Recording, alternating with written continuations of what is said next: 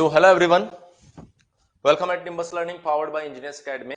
AAI ATC का जो course है उस कोर्स में आज हम लोग स्टार्ट करने वाले हैं मैथमेटिक्स, क्योंकि आप सभी लोगों को पता है कि एक बहुत बड़ा पोर्शन मैथमेटिक्स का no sound all okay Anamika बोल रहे हैं कि सब कुछ बिल्कुल ठीक है। सौमेंद्र बोल रहे हैं नो साउंड। एक बार सभी बच्चे कमेंट करके बताएंगे साउंड प्रॉपर है कि नहीं है। साउंड मेरे ख्याल से तो बिल्कुल प्रॉपर होना चाहिए, किसी तरह का कोई इश्यू होना नहीं चाहिए, क्योंकि यहां पर भी हमारे सामने एक सेटअप लगा हुआ है जिसको देखकर मैं आपको बता रहा हूं। बाकी स्टूडेंट्स एक बार कमेंट करके बताएंगे कि सब कुछ बिल्कुल परफेक्ट है क्या। देखिए, एटीसी अगर आप उस एग्जाम के लिए तैयारी कर रहे हैं तो यहां पर सबसे बड़ा कंफ्यूजन जो आपके दिमाग में आता है इसके सिलेबस को लेकर है।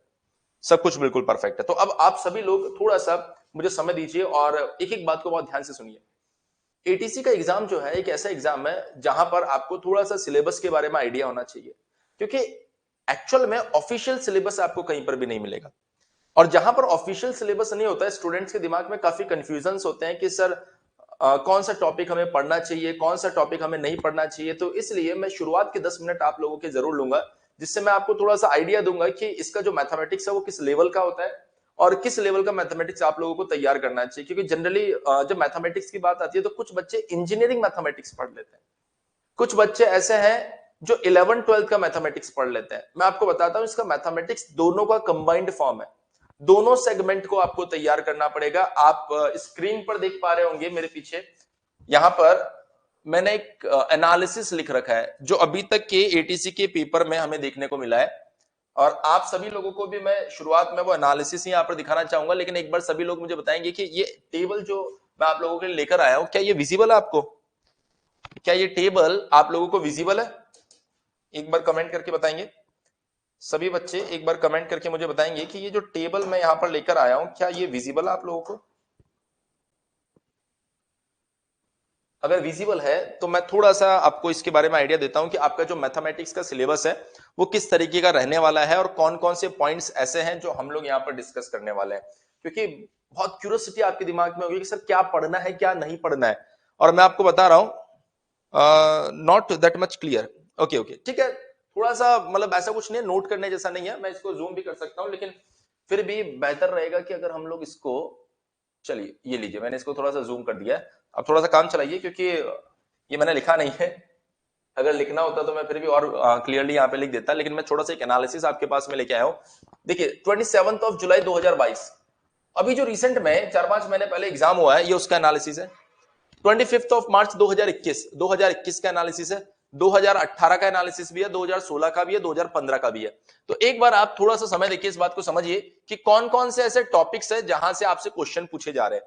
तो अगर मैं आपको यहां पर बताऊं, सबसे पहले आप देखिए 2022 से ही मैं बात करूंगा डिफरेंशिएशन। अगर आप देखेंगे डिफरेंशिएशन तो पहली शिफ्ट में आपको 3 क्वेश्चन देखने को मिले थे, दूसरी शिफ्ट में भी मिला था और तीसरी शिफ्ट में मात्र 1 क्वेश्चन मिला था। और सरप्राइजिंग फैक्टर क्या है आपके पास में कि 2021 के पेपर में किसी भी शिफ्ट में डिफरेंशिएशन का क्वेश्चन नहीं है। देखिए ये आपको बहुत कुछ बताएगा। अभी ये एनालिसिस, अगर आप एटीसी का पेपर फर्स्ट टाइम में क्रैक करना चाह रहे हैं तो बेटा मेरी अप्रोच को बहुत ध्यान से समझिएगा। मतलब जिस टॉपिक से 2021 में कुछ भी नहीं पूछा गया है, अगर आप देखेंगे 2022 के अंदर तो तीनों शिफ्ट में क्वेश्चन पूछे गए। आप 2018 में देखिए, एक शिफ्ट में नहीं पूछा गया, लेकिन बाकी 2 शिफ्ट में आपसे पूछा गया है। इसी तरीके से अगर आप देखेंगे बेटा 2016, दोनों शिफ्ट में किसी में डिफरेंशिएशन का क्वेश्चन नहीं है, 2015 में एक क्वेश्चन पूछा गया है। तो मेरे ख्याल से आप इतना समझ सकते हैं कि अगर किसी टॉपिक से 2022 के अंदर बेटा कोई भी क्वेश्चन नहीं आया, 2022 में अगर कोई भी क्वेश्चन नहीं आया, तो ये गलतफहमी ना पाल ले कि अभी जो एग्जाम होने वाला है, जो 2023 में होने वाला, उसके अंदर भी कोई क्वेश्चन नहीं आएगा। नहीं, ऐसा बिल्कुल भी नहीं है। नेक्स्ट जो इंपॉर्टेंट पॉइंट आप देख पा रहे हैं वो डिफरेंशियल इक्वेशन। यहां पर एक क्वेश्चन पूछा गया है, यहां पर 2021 में एक भी क्वेश्चन नहीं आया, लेकिन आप 2018 का पेपर देखिए बेटा, 2018 का पेपर देखिए, आप समझ जाएंगे डिफरेंशियल इक्वेशन कितनी इंपॉर्टेंट है। 8 क्वेश्चन पहली शिफ्ट में, 5 क्वेश्चन दूसरी शिफ्ट में, 7 क्वेश्चन तीसरी शिफ्ट में। ज्यादा पीछे नहीं जा रहा हूं, सिर्फ यही एनालिसिस आपको मैं बता रहा हूं। तो आप समझ सकते हैं कि अभी लास्ट 2 पेपर में इसका कोई रोल ही नहीं है, लेकिन 18 के पेपर में इतना बड़ा रोल है कि ये सबसे ज्यादा डोमिनेट कर रहा है। आप देख सकते हो नंबर जितने भी है ना, उनमें सबसे ज्यादा डोमिनेट कर रहा है। उसके बाद में आता है ज्योमेट्री। ज्योमेट्री अगर आप देखेंगे, ज्योमेट्री अपने आप में बहुत बड़ी चीज है। यहां तो एक टॉपिक के नाम पे लिखा बहुत बड़ी चीज है। फर्स्ट शिफ्ट में 5 क्वेश्चन, सेकंड में 4 क्वेश्चन, थर्ड के अंदर 3 क्वेश्चन। अगर आप 2021 का पेपर भी देख रहे हैं ना, उसमें भी अच्छे खासे क्वेश्चन पूछे गए, पर 2018 में नहीं पूछा गया। कन्वर्जेंट एंड डाइवर्जेंट थ्योरम, ये देखिए 2022 भी कंप्लीट गायब, 2021 भी कंप्लीट गायब, लेकिन 2018 में अच्छा खासा डोमिनेट किया था इस टॉपिक ने। उसके बाद में आता है आपके पास में सेट थ्योरी। अगर सेट थ्योरी को आप देखेंगे तो 2022 में बहुत अच्छा खासा पूछा गया है, लेकिन आप देखिए 2021 कंप्लीटली ब्लैंक, एक सिंगल क्वेश्चन आपको देखने को मिला। 2018 में भी एक आध क्वेश्चन आपको देखने को मिल रहा है। अब आज का जो हमारा टॉपिक है वो है बेटा मैट्रिसेस, इसके ऊपर आज हम बात करने वाले हैं। सो मैट्रिसेस की अगर मैं बात करूं तो पहली शिफ्ट के अंदर 2 क्वेश्चन आपको देखने को मिले, सेकंड शिफ्ट में 4 क्वेश्चन और थर्ड शिफ्ट में भी 4 क्वेश्चन, और सरप्राइजिंगली 2021 में कुछ भी नहीं आया। लेकिन वही अगर आप देखेंगे 2018 में एक शिफ्ट के अंदर 6 क्वेश्चन, दूसरी शिफ्ट में 3, तीसरी शिफ्ट में भी 3, और भी एनालिसिस मेरे पास आगे भी है, लेकिन मैं वो दिखा नहीं रहा हूं आपको, ठीक है, क्योंकि आप समझ पा रहे हैं कितना एनालिसिस सफिशिएंट है जो मैं बताना चाह रहा हूं आप लोगों को। उसके बाद आप देखेंगे बेटा वेक्टर को। सो वेक्टर में आप 2022 में देख सकते हो, लेकिन सबसे इंटरेस्टिंग था 2021, एक सेट में एक क्वेश्चन और एक सेट में 10 क्वेश्चन। नंबर ऑफ क्वेश्चन पता है ना मैथमेटिक्स में कितने आते हैं, उसमें से 10 क्वेश्चन आपके पास में सिर्फ और सिर्फ वेक्टर के आगे थे। और 2018 में देखो उसने कहा कुछ नहीं पूछेंगे, 2018 में कुछ भी नहीं पूछा गया। क्लियर इतनी बात? चलिए नेक्स्ट अगर मैं बात करूं इंटीग्रेशन। सो इंटीग्रेशन की अगर बात की जाए यहां पर तो 2022 के अंदर आपके पास में फिर से 4-3-3 क्वेश्चन, लेकिन 2021 को देखो, लेकिन 2018 को देखो, फिर उस टाइम पर भी काफी डोमिनेट किया था, अभी भी कर रहा है, लेकिन 2021 में नहीं किया इसने। न्यूमेरिकल मेथड्स यहां पर भी नहीं पूछा गया, यहां पर भी नहीं पूछा गया, लेकिन 2018 में पूछा गया अच्छा खासा। कॉम्प्लेक्स नंबर अभी भी नहीं पूछा गया, पिछली बार भी नहीं पूछा गया, उससे पिछली बार अच्छा खासा पूछा गया। प्रोबेबिलिटी को अगर आप देखेंगे तो यहां पर पूछा गया है आपसे, और 2021 का पेपर देखिए आप, 9 क्वेश्चन, 5 क्वेश्चन और 7 क्वेश्चन, मतलब 2021 का पूरा paper 10 question vector, 9 question probability. आप सेट ए के बारे में सोचिए, आप इसके बारे में सोचिए, सरप्राइजिंगली सिर्फ ये 2 चैप्टर इतना डोमिनेट कर गया अचानक से। और इस बात की कोई गारंटी नहीं है कि बेटा ऐसा अगली बार भी ये 2 ही चैप्टर करेंगे।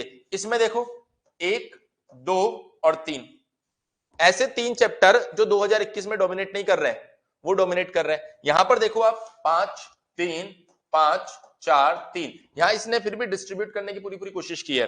नेक्स्ट कॉन्टिन्यूटी एंड डिफरेंशियबिलिटी, एक क्वेश्चन पूछा गया, बिल्कुल भी नहीं, बिल्कुल भी नहीं।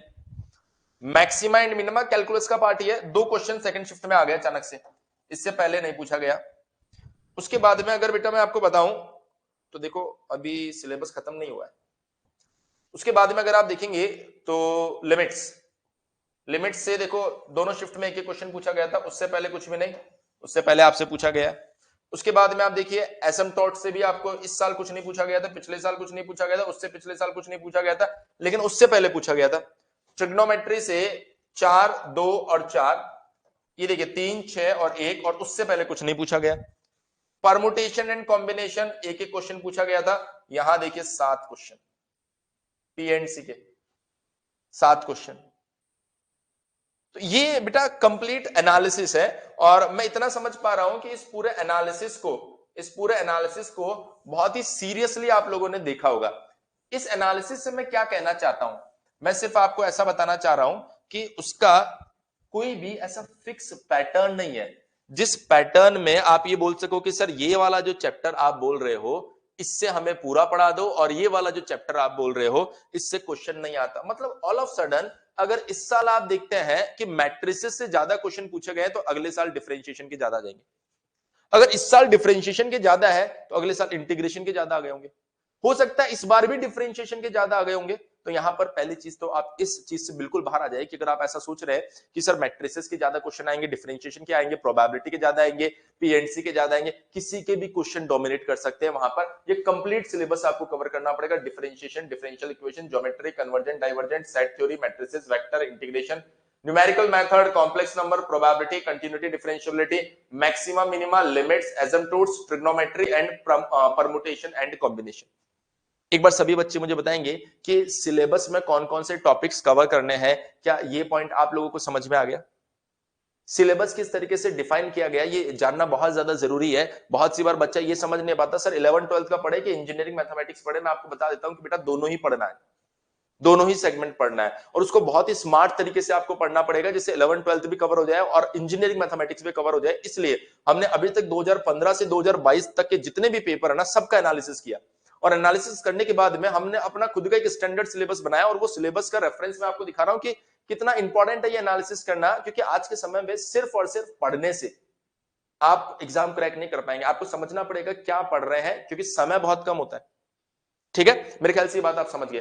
तो आज हम लोग क्या डील करने वाले हैं मैं आपको बता देता हूं कि आज हम लोग बात करेंगे मैट्रिक्स के ऊपर। सो क्वेश्चन आता है कि सर ये जो मैट्रिक्स आप बता रहे हो, जो मैट्रिक्स आप बता रहे हो यहां पर, ये मैट्रिक्स, इस मैट्रिक्स में हमें क्या पढ़ना होता है?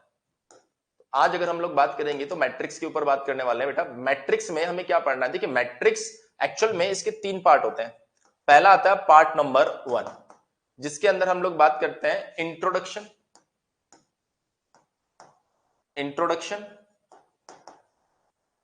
Plus basic properties. ये जो इंट्रोडक्शन है इसी में आपके पास में आ जाता है क्लासिफिकेशन।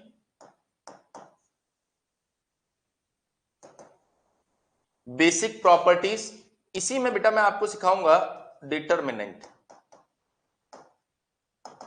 और जब हम डिटरमिनेंट फाइंड करेंगे बेटा उसी में मैं आपको सिखाऊंगा माइनर और उसी में मैं आपको सिखाऊंगा कोफैक्टर। क्लियर है? और यहीं से हम फाइंड करेंगे एडजॉइंट और एडजॉइंट के बाद हम फाइंड करेंगे बेटा इनवर्स। ये आपके पास में आ गया, ये आपके पास में आ गया बेटा पार्ट नंबर 1। और उसके बाद में हम बात करेंगे हमारे पार्ट नंबर 2 के ऊपर जिसमें हम बात करेंगे नंबर 1 रैंक ऑफ मैट्रिक्स। बहुत सारे बच्चे सोच रहे होंगे सर क्या ये रैंक ऑफ मैट्रिक्स हमें पढ़ना चाहिए? सॉल्यूशन ऑफ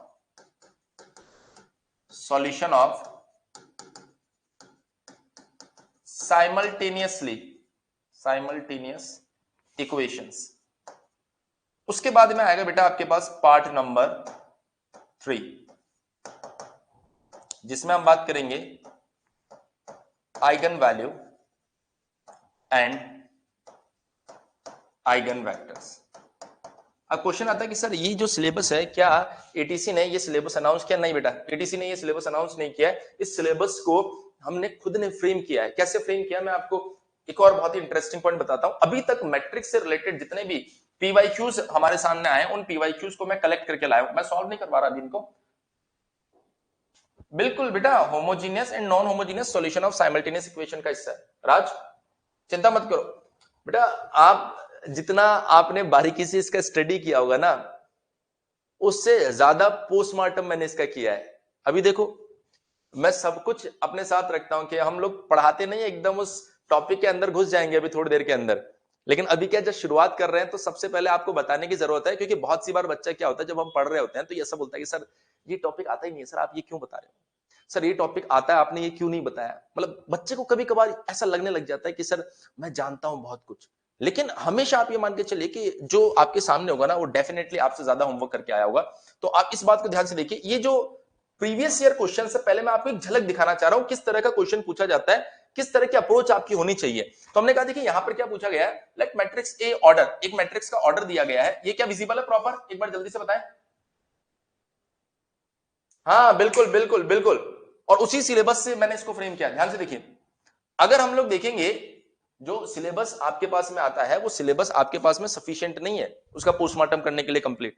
तो आप ध्यान से देखिए एक बार, ये जो आपके पास में मैट्रिक्स ए है जिसका ऑर्डर पी क्रॉस क्यू दिया गया, एक दूसरी मैट्रिक्स दी गई है और उसके बाद में बोल रहा है ए बी को मल्टीप्लाई करना है और पूछ रहा है ए बी मल्टीप्लाई करेंगे तो ये ए बी मैट्रिक्स कब एग्जिस्ट करेगा। तो हमने कहा कि सर ये कब एग्जिस्ट करेगा, एक्चुअल में ये आपका बेसिक प्रॉपर्टी से क्वेश्चन पूछा गया, ये आपका बेसिक प्रॉपर्टी से क्वेश्चन पूछा गया। ध्यान से देखेंगे सभी बच्चे, ये जितने भी क्वेश्चन है ये पीवाईक्यू में लेकर आया हूं।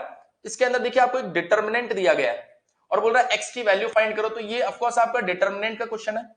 अगर आप यहां पर ध्यान से देखेंगे तो एक मैट्रिक्स आपको दिया गया है और पूछ रहा sum of symmetric and skew symmetric matrices. एक मैट्रिक्स को सिमेट्रिक और स्क्यू सिमेट्रिक में कन्वर्ट किया गया। अगेन बेसिक का क्वेश्चन है बेटा, इस एनालिसिस को बहुत ध्यान से देखिए। क्वेश्चंस मैं सॉल्व नहीं करा रहा हूं डियर, क्वेश्चन मैं सॉल्व नहीं करा रहा हूं बेटा, मैं सिर्फ और सिर्फ आपको एक आइडिया दे रहा हूं अभी। तो अगर आपको क्वेश्चन प्रॉपर विजिबल नहीं भी है तो मुझे नहीं लगता कोई इश्यू होना चाहिए। ये देखिए अभी विजिबल है, मैं सिर्फ आपको ये बताना चाह रहा हूं कि कहां से किस तरीके का क्वेश्चन पूछा जा रहा है। अब देखिए आई थिंक अब विजिबल है प्रॉपर। तो यहां पर डिटर्मिनेंट का क्वेश्चन दिया गया है, यहां पर एक स्क्वायर मैट्रिक्स को सिमेट्रिक और स्क्यू सिमेट्रिक में कन्वर्ट करने के लिए बोला गया है। इसी तरीके से अब अगर आप इस क्वेश्चन को देखें तो देखिए ये आपके पास में आ गया। ध्यान से देखिए बेटा, सभी बच्चे इस क्वेश्चन को देखेंगे। ये बोल रहा है कि आपके पास में साइमल्टेनियस इक्वेशन है, इसका इनफाइनाइट सॉल्यूशन है, तो लैम्डा की क्या वैल्यू होनी चाहिए। ये आ गया पार्ट 2 का क्वेश्चन। ये क्वेश्चन जो है पार्ट 2 का क्वेश्चन है। उसके बाद आप इस क्वेश्चन को देखिए, ये सेम क्वेश्चन आ गया आपके पास में। अगर इस क्वेश्चन को आप देखेंगे तो देखिए इसमें क्या बोल रहा है, given that P is a square matrix of order 3, determinant of P is this, then adjoint determinant of adjoint P। हमें एडजॉइंट P का डिटर्मिनेंट पूछा है। तो वंस अगेन ये क्वेश्चन जो है बेसिक पार्ट से, ये पार्ट नंबर 2 से, ये पार्ट नंबर 1 से। तो मेरे ख्याल से आप देख पा रहे हैं कि किस तरह का क्वेश्चन पूछा गया। ध्यान से देखेंगे बेटा सभी बच्चे, ये एनालिसिस जब तक आपके पास में नहीं होगा, ये थोड़ा सा प्रॉपर विजिबल नहीं होगा जब तक हम लोग इसको देखते हैं। देखिए यहां पर पूछा गया इफ 3,5 आर आइगन वैल्यूज, मतलब eigen values and eigen vector का क्वेश्चन पूछा गया। जब आप इन प्रॉपर्टीज को पढ़ेंगे ना तो चुटकियों में आप इस क्वेश्चन को सॉल्व कर देंगे। अगर आप इस क्वेश्चन को ध्यान से देखें, ये बोल रहा है for what value of mu the simultaneous equation have no solution. Again part number 2 का क्वेश्चन। इसको देखिए बेटा, ए इनवर्स पूछ रहा है। ए इनवर्स आपके पास में देगा, let A B a non singular diagonalizable matrix of order 3 with eigen values. इसका मतलब आइगन वैल्यूज का क्वेश्चन आपसे पूछा गया। एक लास्ट स्लाइड और दिखाऊंगा, एक लास्ट स्लाइड और दिखाऊंगा बेटा, ध्यान से देखिएगा। ये बोल रहा है कि किस कंडीशन में इसका सॉल्यूशन यूनिक होगा। ए की किस वैल्यू के लिए इसका सॉल्यूशन क्या होगा, यूनिक होगा। इस क्वेश्चन को आप देखेंगे बेटा ध्यान से। ये बोल रहा है if a product of eigen values of matrix A, ये जो मैट्रिक्स ए आपको दिया गया है, यहां से आइगन वैल्यू का क्वेश्चन आपसे पूछा गया है। सेम अगर आप यहां पर देखेंगे तो बोल रहा है A and B symmetric matrix होगा। आई थिंक प्रॉपर विजिबल हो रहा होगा, ये ए एंड बी सिमेट्रिक होगा और उसके लिए कंडीशन आपसे पूछी है। इस क्वेश्चन को देखिए बेटा ध्यान से, ये रैंक से रिलेटेड क्वेश्चन पूछा गया आपसे। और इस क्वेश्चन को देखिए आप ध्यान से, वेट, इस क्वेश्चन को आप ध्यान से देखिए, if A is a square matrix then inverse A inverse exist if, और ये कंडीशन दी गई है। सो ओवरऑल जितने भी क्वेश्चन आप मेरे बैकग्राउंड में स्क्रीन पर देख पा रहे हैं, वहां से आपने क्या सीखा कि सर बेसिक प्रॉपर्टीज, मैट्रिक्स का क्लासिफिकेशन, मैट्रिक्स का जो टाइप्स है वहां से पूछा गया हमसे क्वेश्चन, हमसे डिटर्मिनेंट का क्वेश्चन पूछा गया, हमसे इनवर्स का क्वेश्चन पूछा गया, हमसे एडजॉइंट का क्वेश्चन पूछा गया, हमसे यहां पर रैंक का क्वेश्चन पूछा गया, हमसे सॉल्यूशन ऑफ साइमल्टेनियस इक्वेशन पूछा गया, हमसे आइगन वैल्यूज पूछा गया, हमसे आइगन वेक्टर्स पूछा गया। तो ये कंप्लीट सिलेबस आपका मैट्रिक्स का है। अब आप में से अगर किसी को किसी भी तरह का कोई डाउट है तो एक बार आप कमेंट सेक्शन के अंदर लिख दीजिए, और मुझे लगता है कि मुझे लगता है कि इसमें किसी भी तरह का आपको डाउट होना नहीं चाहिए। अगर क्लियर हो गया है तो बेटा जल्दी से लिख दो क्लियर। अभी तक मैंने सिर्फ इतना समझाया है कि मैथमेटिक्स का सिलेबस क्या है, मैट्रिक्स का जो पोर्शन हम स्टार्ट करने वाले हैं उसमें क्या पढ़ा जाएगा। एक बार जल्दी से कमेंट करके आप मुझे कमेंट सेक्शन में बता दीजिए। यहां तक क्लियर है तो फिर आज का लेक्चर स्टार्ट करें जल्दी से। हाँ बिल्कुल राज, मैंने इसीलिए आपको बोला कि इंजीनियरिंग मैथमेटिक्स भी और मैथमेटिक्स भी बेटा दोनों है।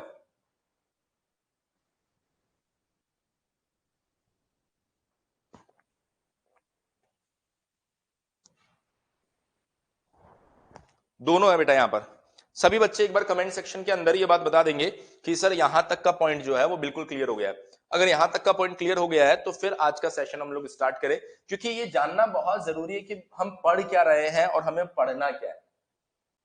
ऐसा नहीं कि आप ब्लाइंडली मैं बोर्ड पे कुछ भी लिखूं और उसे पढ़ने लग जाए। अगर ऐसा करने लग जाएंगे तो फिर थोड़ा सा आपको समझने में समस्या आएगी। देखिए मैं ऐसा मान के चलूंगा बेटा आपको कुछ नहीं आता है, आप किसी तरह की कोई जल्दबाजी ना करें कि सर ये मुझे आता है ये मुझे नहीं आता है। मुझे पता है कि आपके पास टोटल 40 दिन है और इस 40 दिन के अंदर हमें इस मैथमेटिक्स के कंप्लीट सेगमेंट को कवर करना है। तो हमने कहा कि सर अगर मैं बात कर रहा हूं ए एम क्रॉस एन, तो फर्स्ट क्वेश्चन हमारे दिमाग में यह आता है कि सर मैट्रिक्स होता क्या है। तो बहुत ही आसान तरीके से आप मैट्रिक्स को डिफाइन कर सकते हैं। आप क्या कहेंगे, m क्रॉस n एलिमेंट्स का रेक्टेंगुलर अरेंजमेंट जो होता है उसी को क्या बोला जाएगा? मैट्रिक्स। क्या कहा मैंने? m क्रॉस n एलिमेंट्स का जो रेक्टेंगुलर अरेंजमेंट होता है उसी को क्या बोला जाता है बेटा? मैट्रिक्स बोला जाता है। हमने कहा सर ये रेक्टेंगुलर अरेंजमेंट क्या होता है? देखिए यहां पर एक एलिमेंट को लिखा जाता है a11, यहां पर आप एक एलिमेंट को लिखेंगे a12, यहां पर एक एलिमेंट को लिखेंगे a13 और यहां पर आप एक एलिमेंट को लिखेंगे a1n। सिमिलरली डियर यहां पर लिखेंगे 21, यहां पर आएगा 22 और इसी तरीके से आएगा 2n and the last one is m1, m2 and mn। तो ये आ गया बेटा आपके पास m cross n matrix. Point sir ये m क्रॉस n मैट्रिक्स जो है ये क्या बता रहा है हमको? m क्रॉस n मैट्रिक्स जो है ये वर्ड क्यों इस्तेमाल हुआ है? क्योंकि सर ये जो पहला नंबर है ये रिप्रेजेंट करता है नंबर ऑफ रोज को, किसी भी मैट्रिक्स के नंबर ऑफ रोज को रिप्रेजेंट करेगा। ये जो दूसरा नंबर है ये रिप्रेजेंट करता है किसी भी मैट्रिक्स के नंबर ऑफ कॉलम्स को, किसी भी मैट्रिक्स के नंबर ऑफ कॉलम्स को। तो number of rose and number of columns ये हमको कौन बताएगा? m cross n। तो अगर किसी भी मैट्रिक्स में m क्रॉस n लिखा हुआ हो तो m बताएगा नंबर ऑफ रोज को और n बताएगा नंबर ऑफ कॉलम्स को। ये जो एलिमेंट्स आपने यहां पर लिखे हैं इस एलिमेंट्स को हम लिखते हैं a i j। So point sir i क्या है? i यहां पर बताता है कि आप किस रो में है। j यहां पर कौन है? j यहां पर बताता है आप किस कॉलम में है। तो आप ये किसको बताएगा बेटा? किस रो में आप अवेलेबल है, और ये किसको बताएगा?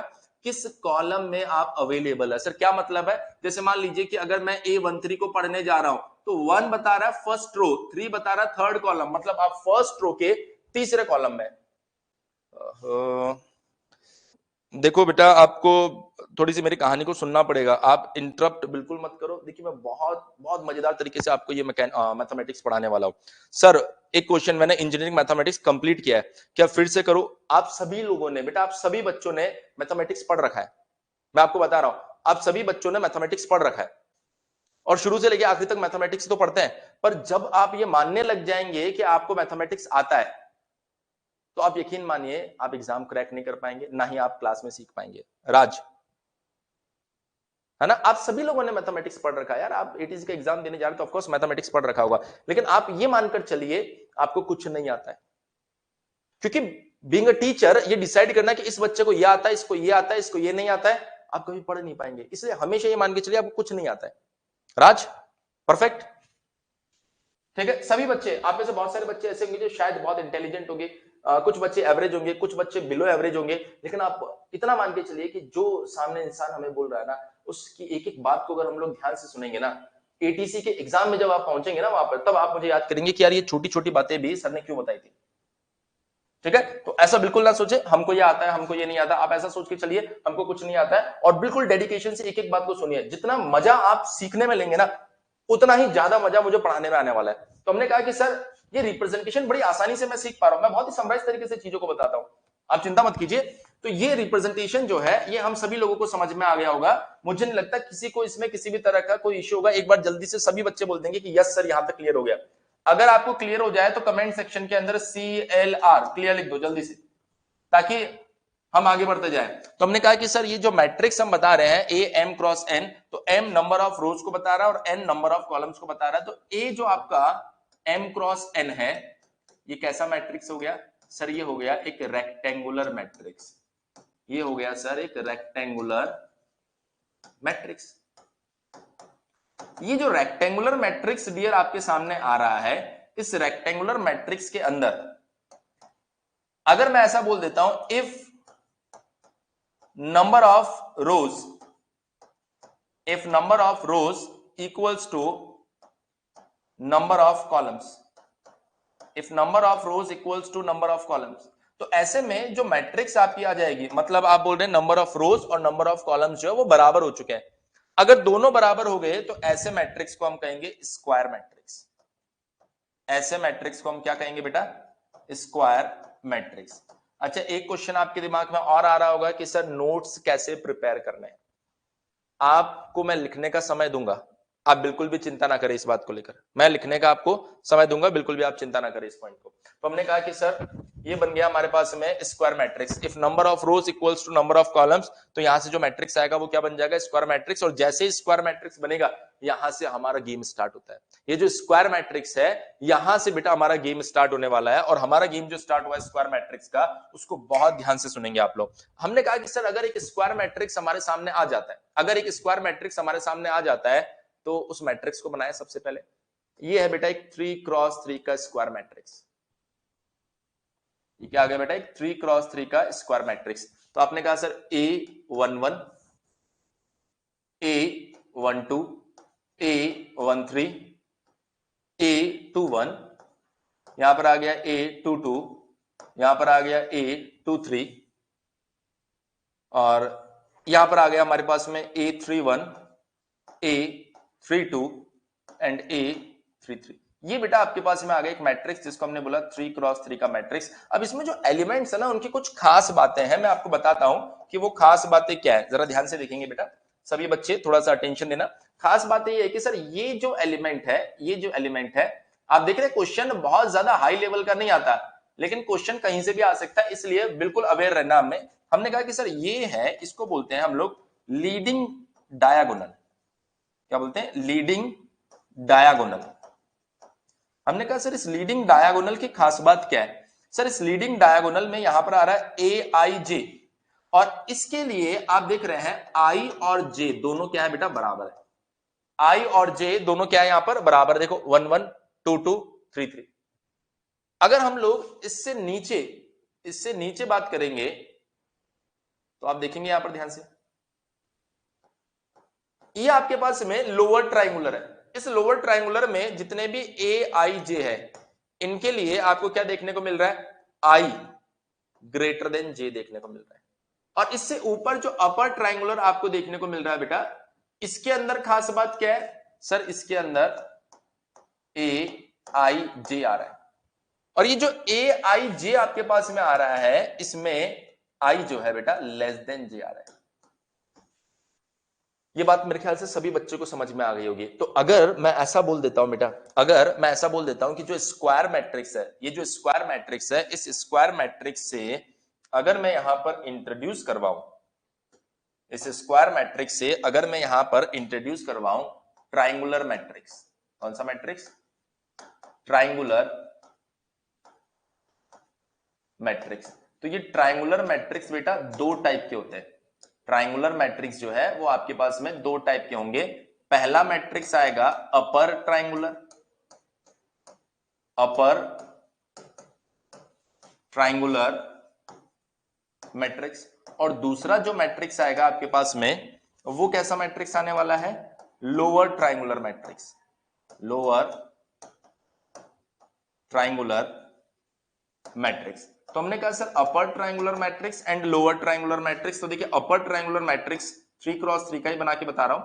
ये हो गया आपके पास में मान लीजिए डायगोनल 5 0 0 1 0 3 7 2 4 ऐसे बना लिया, ये 3x3 है।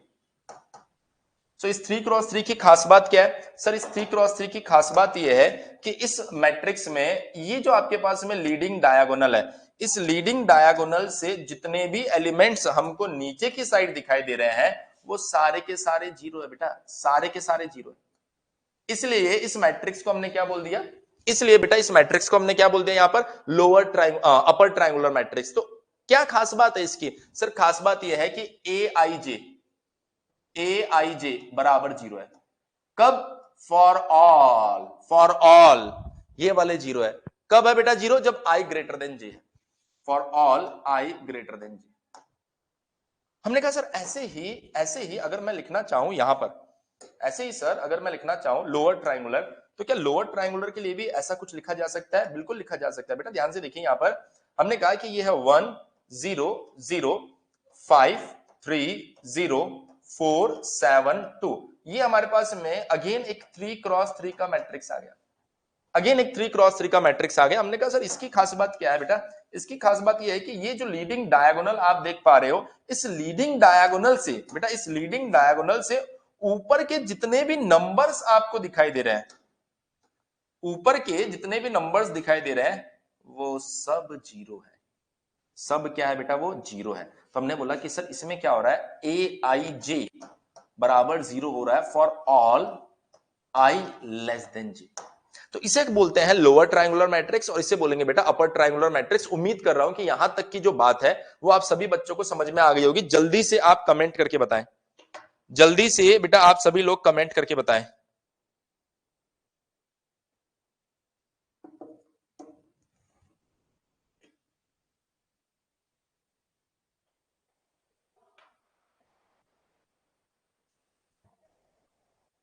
क्लियर है? सभी बच्चे कमेंट करके बताएंगे।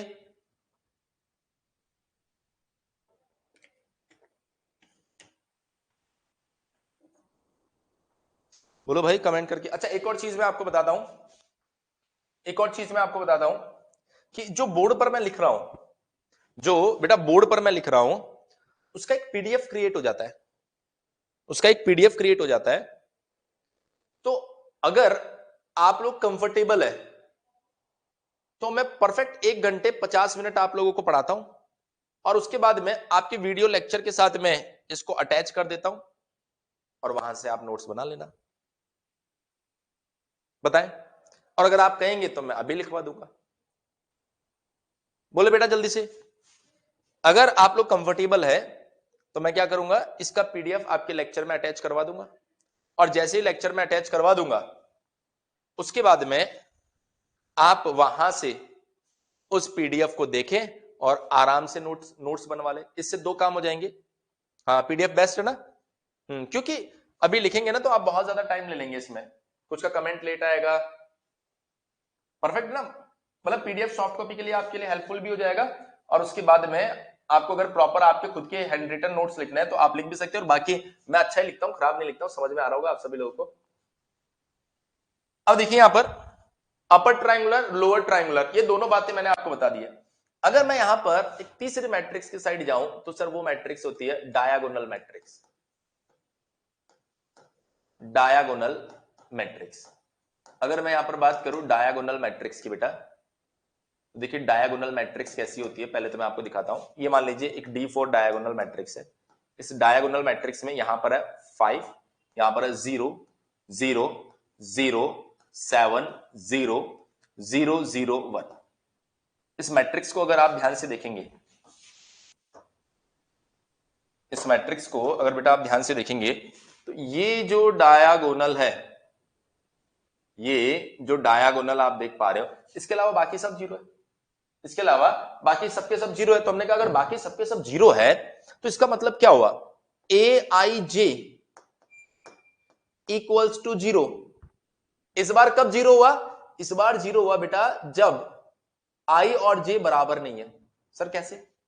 देखो लीडिंग डायगोनल को छोड़ के बाकी सब जगह आई और जे बराबर नहीं है, और बाकी सब जगह आई और जे बराबर नहीं है तो आप क्या बोलेंगे, A I J equals to zero for all I not equals to जे।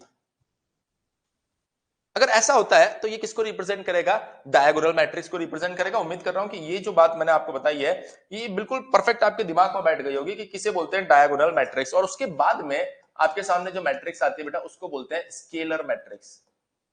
उसको क्या बोलते हैं बेटा हम, स्केलर मैट्रिक्स। अगर मैं स्केलर मैट्रिक्स की बात करूं यहां पर, अगर स्केलर मैट्रिक्स की मैं बात करूं यहां पर, तो स्केलर मैट्रिक्स देखिए ये कैसा दिखाई देता है। ये है बेटा 5 5 5 0 0 0 0 0 0। अब देखिए आप इस मैट्रिक्स को ध्यान से देखिए, इस मैट्रिक्स के अंदर अगेन अगेन अगेन अगेन बेटा अगर आप केयरफुली देखेंगे तो आपको एक बहुत ही इंटरेस्टिंग पॉइंट दिखाई दे रहा है। और ये इंटरेस्टिंग पॉइंट क्या है कि सर डायगोनल को छोड़कर बाकी सब जीरो है। तो पहली कंडीशन तो आप लिखेंगे A I J equals to zero for all when I not equals to j. Now the interesting point will be a I j equals to k.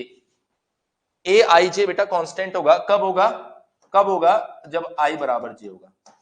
So always remember when I not equals to j, in that case aij always equals to 0, and in other case, मतलब इसके अलावा अगर आप देखेंगे तो सिर्फ ये case बचता है। तो आप ये भी बोल सकते हो अदरवाइज, आप इसकी जगह क्या इस्तेमाल कर सकते हो, अदरवाइज। लेकिन अगर अदरवाइज नहीं लिखना चाहो तो आप ये भी लिख सकते हो for all I equals to J A I J always equals to some constant. तो ये कांस्टेंट जो है इक्वल होना चाहिए। यहां पर इक्वल होना कंपलसरी नहीं है, यहां पर इक्वल होना कंपलसरी है। यहाँ पर इक्वल होना कंपलसरी है। तो हमने कहा कि सर ये बात भी हमें बहुत अच्छे से समझ में आ गई है। मुझे नहीं लगता कि कोई भी बच्चा आप में से ऐसा होगा जिसको मेरी ये बात समझ में नहीं आई होगी। एक बार जल्दी से बोल दो कि सर क्लियर यहां तक। फिर आएगा बेटा आपके पास में आइडेंटिटी मैट्रिक्स। हमने कहा सर ये आइडेंटिटी मैट्रिक्स क्या होता है? Identity matrix one of the very simplest, very easiest matrix. I ये बोल रहा है 1 0 0 0 1 0 0 0 1। तो हमने कहा कि सर ये जो मैट्रिक्स हमारे पास में आ रही है आई, इस मैट्रिक्स की खास बात क्या है? सर बहुत आसान है, ए आई जे इसमें जीरो है। कब है जीरो? जब आई नॉट इक्वल्स टू जे है। हमने कहा ए आई जे इसमें इक्वल्स टू 1 है। कब है बेटा?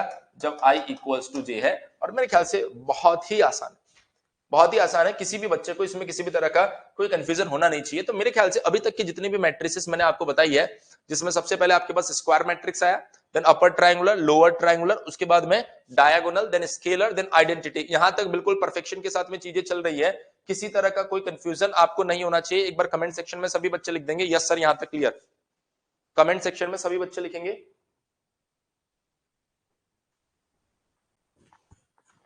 कि सर यहां तक क्लियर हो चुका है। तो हम आगे बढ़े यहां से। तो हम लोग बेटा फिर यहां से आगे बढ़े।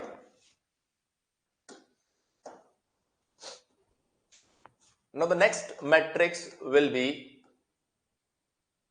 symmetric matrix. सिमेट्रिक मैट्रिक्स क्या होती है? बड़ी मजेदार मैट्रिक्स है सर। देखो, अगर ए मैट्रिक्स आपको दिया जा रहा है कुछ इस तरीके का 1 2 3 2 3 4 5 5 6। हमने कहा सर इस मैट्रिक्स के अंदर जितने भी रो आपको दिखाई दे रहे हैं, जैसे ये आपके पास में एक रो आ गया, ये आपके पास में एक और रो आ गया, ये आपके पास में बेटा एक और रो आ गया, तो इसका बना दो कॉलम। क्या बना दो इसका? कॉलम।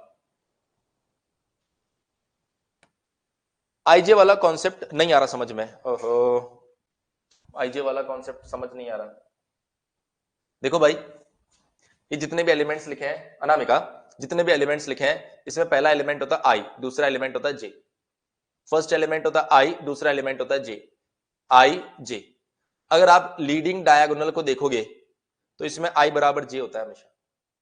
लीडिंग डायगोनल से इधर आई बराबर जे नहीं है, इधर आई बराबर जे नहीं है। लीडिंग डायगोनल से नीचे आई जे से बड़ा है। देखो भाई, 2 1 से बड़ा है, 3 1 से बड़ा है, 3 2 से बड़ा है। लीडिंग डायगोनल से ऊपर जे आई से बड़ा है, जे आई से बड़ा है और जे आई से बड़ा है। बोलो अनामिका, इतनी बात क्लियर हुई है नहीं हुई आपको? सो ये आई और जे जो होता है ये किस तरीके से लिखा गया है ये आपको पता आना चाहिए।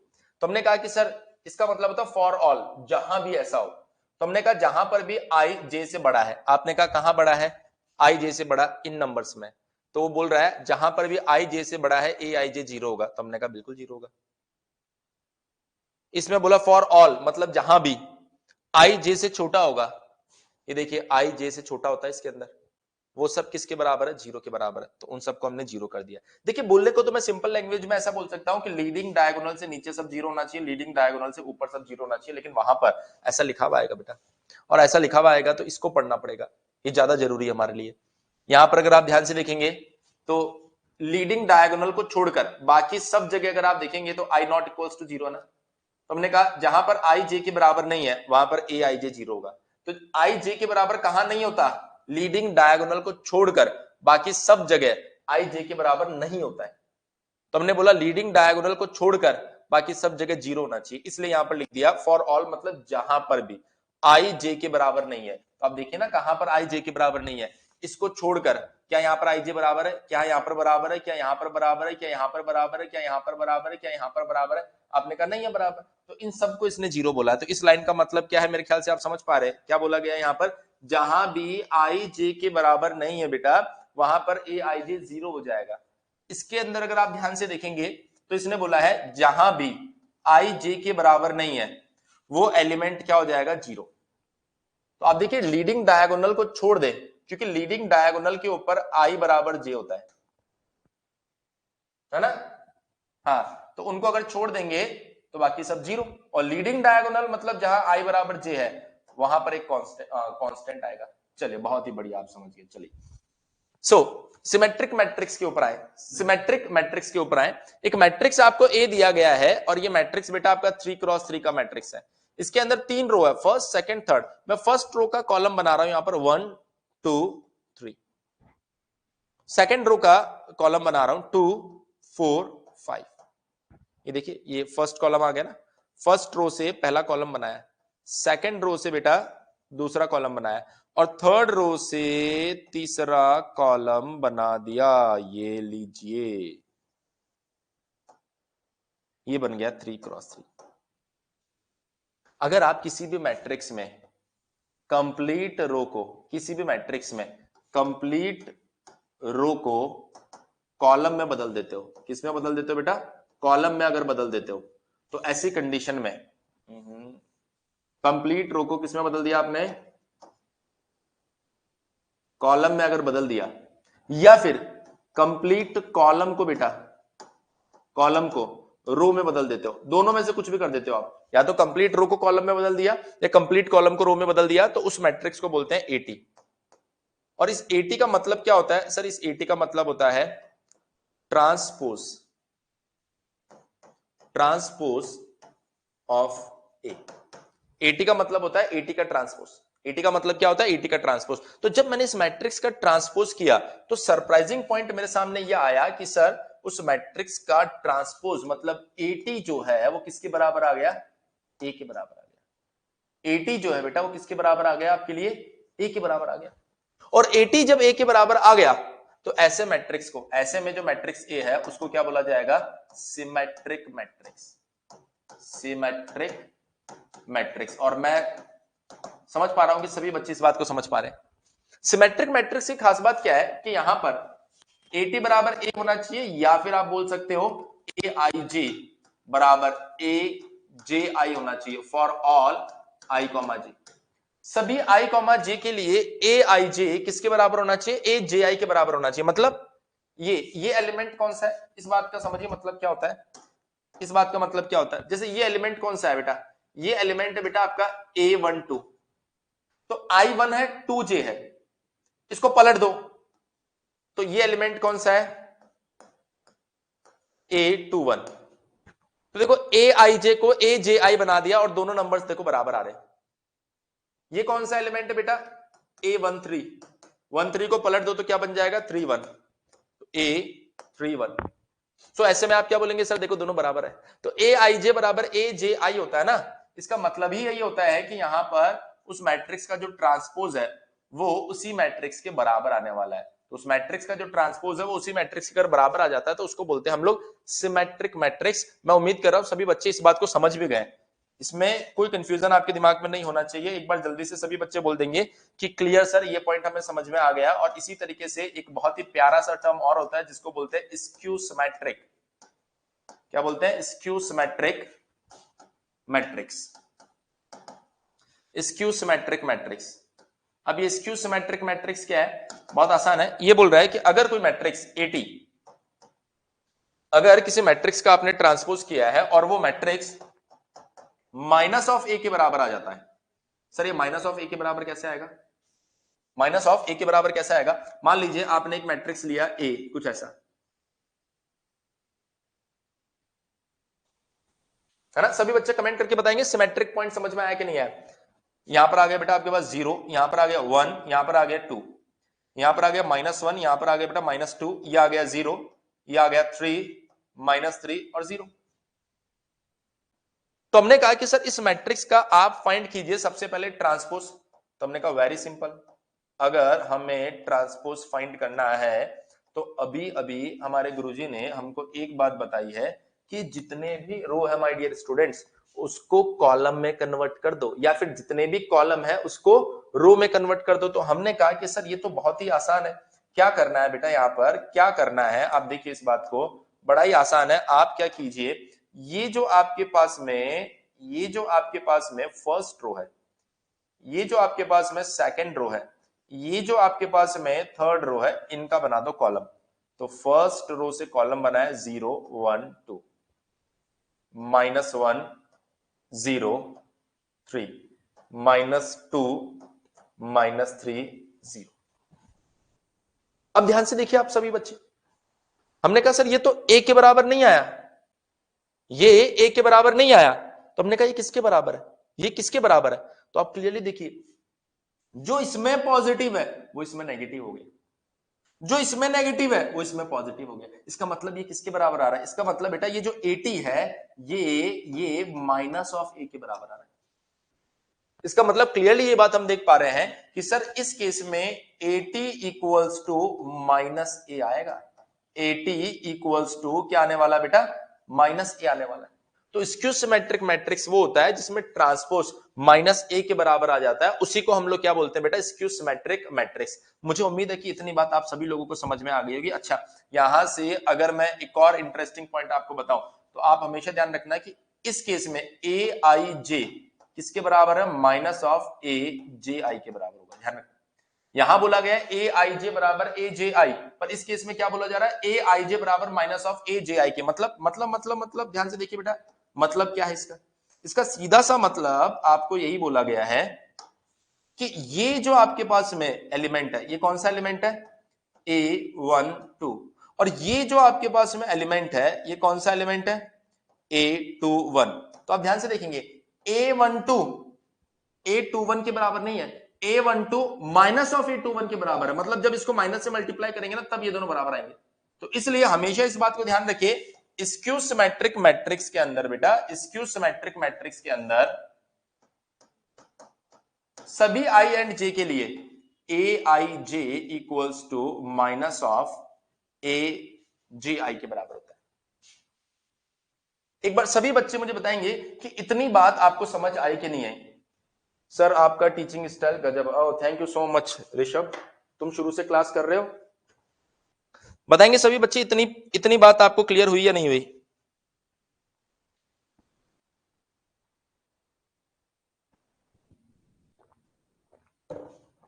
बताओ भाई।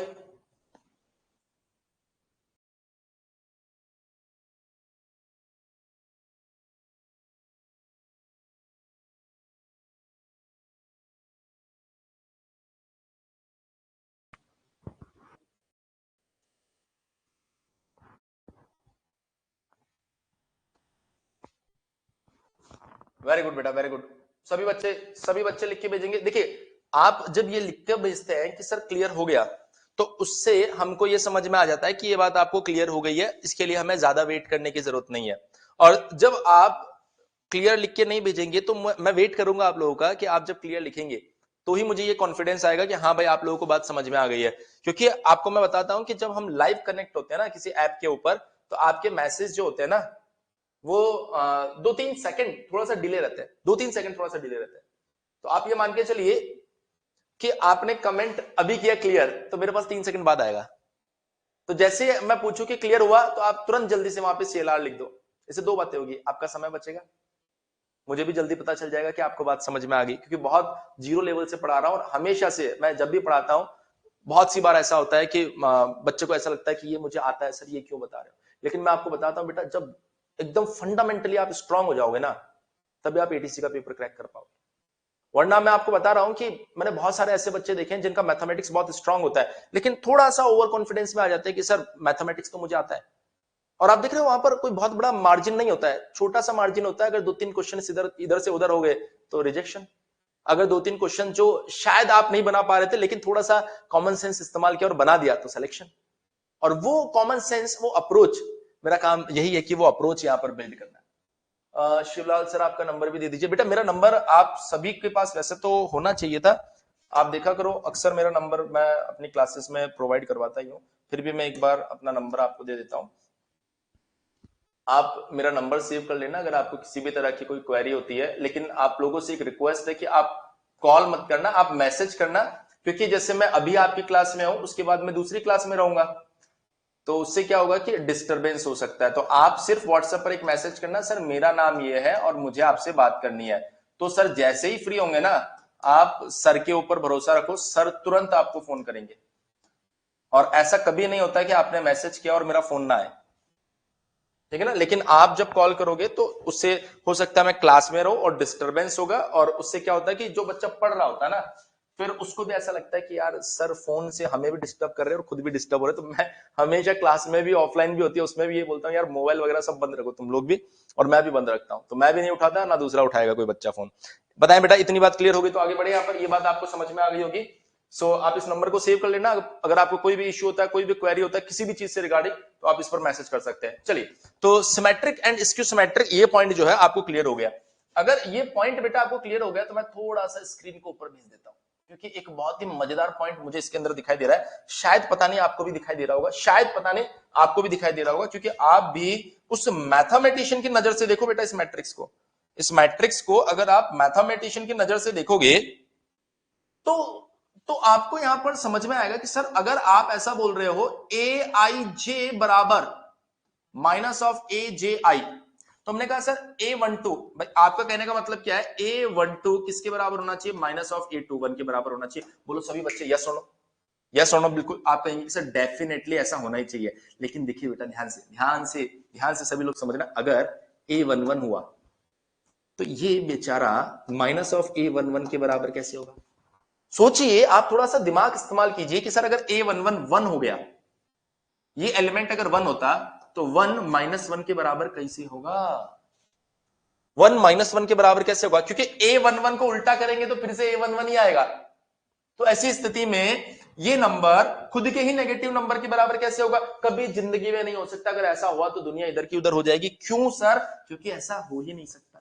तुमने कहा इसका मतलब ये तभी हो सकता है जब A one one, A two two, A three three क्या हो जाए, जीरो। कब हो सकता है बेटा, जब A one one, A two two, A three three क्या हो जाए, जीरो। तो हमेशा ये बात ध्यान रखना, ये पूरे ब्रह्मांड को पता है और आपको भी पता होना चाहिए। क्या पता होना चाहिए, all leading diagonal, all leading diagonal elements of skew symmetric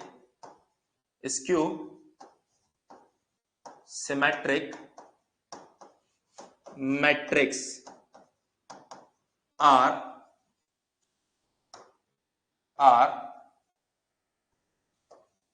always zero, always zero. Perfect है ये पॉइंट, सभी बच्चे बताएंगे क्या ये पॉइंट परफेक्ट है, आपको ये बात समझ में आ गई। अब दूसरा इंपॉर्टेंट पॉइंट, ये इंपॉर्टेंट पॉइंट बेटा बहुत काम किया जाता है कभी कभार। सर क्या है ये इंपॉर्टेंट पॉइंट, अगर यहां ये तीनों तो जीरो, अगर यहां वन तो 101% या -1 आएगा, अगर यहां पर टू तो 101% या -2 आएगा, अगर यहां पर थ्री तो 101% यहां पर -3 आएगा। इसका मतलब ये हुआ कि अगर कोई भी नंबर आपको दिया गया है तो उसका नेगेटिव नंबर वहां पर जरूर होगा। मींस अगर मैं सारे एलिमेंट्स को ऐड कर दूं तो 0 0 0 0, 1 -1 0, 2 -2 0, 3 -3 0। तो ओवरऑल क्या बात समझ में आई आपको, in skew symmetric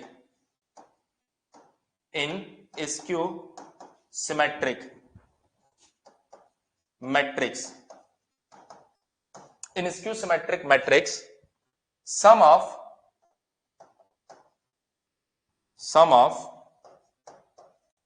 all elements are always zero, sum of all elements are always zero. जितने भी एलिमेंट्स होंगे ना उनका सम करेंगे ना तो वो हमेशा जीरो के बराबर आएगा, हमेशा जीरो के बराबर आएगा। और ये जो बात है, ये मेरे ख्याल से आप सभी लोग इस बात को एग्री करते हो। जल्दी से कमेंट सेक्शन के अंदर ये लिख के बोल दो कि यस सर यहां तक क्लियर हो चुका है। सभी स्टूडेंट्स बेटा यहां तक लिखकर भेज दीजिए कि सर यहां तक हमें क्लियर हो चुका है। क्लियर लिखना है, सिर्फ आपको इतनी बड़ी लाइन नहीं लिखनी है, सिर्फ क्लियर लिखो।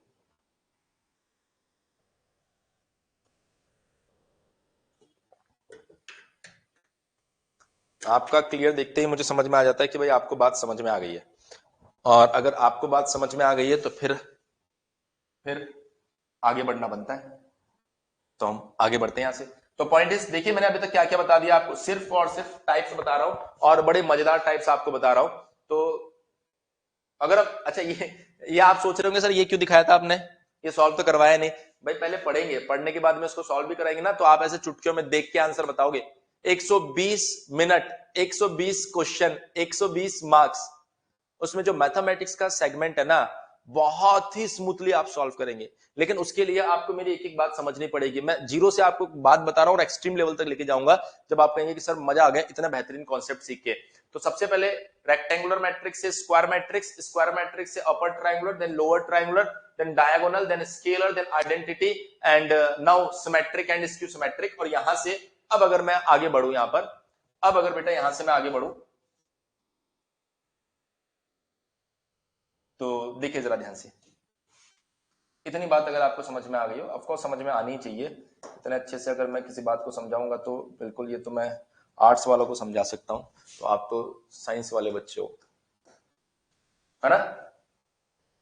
सर स्क्यू सिमेट्रिक मैट्रिक्स में लीडिंग डायगोनल हमेशा जीरो होगा। बिल्कुल शिवलाल, देखो यहां पर लिखा है मैंने, all leading diagonal elements of skew symmetric matrix are always zero. ये तो गोल्डन स्टेटमेंट है, गोल्डन। ये देखो गोल्ड का वर्क भी कर देते हैं इसके ऊपर, ये लो भाई, गोल्डन स्टेटमेंट तो आपका गोल्ड में ही जाना चाहिए ना, बिल्कुल, ये लो। अब ठीक है,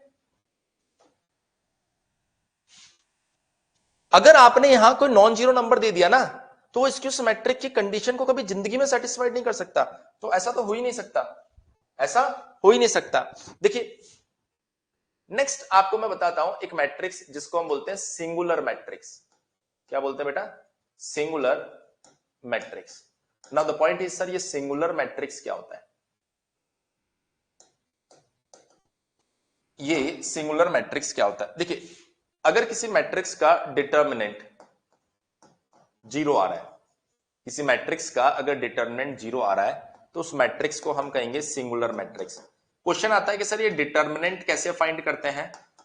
हो सकता है आप लोग जानते हो, लेकिन फिर भी मैं ये मान के चलूंगा कि आप नहीं जानते हो, तो हमने कहा डिटर्मिनेंट को हम अलग से पढ़ेंगे, लेकिन हाँ इतना समझ पा रहे हो कि सिंगुलर मैट्रिक्स बोलते हैं उसको।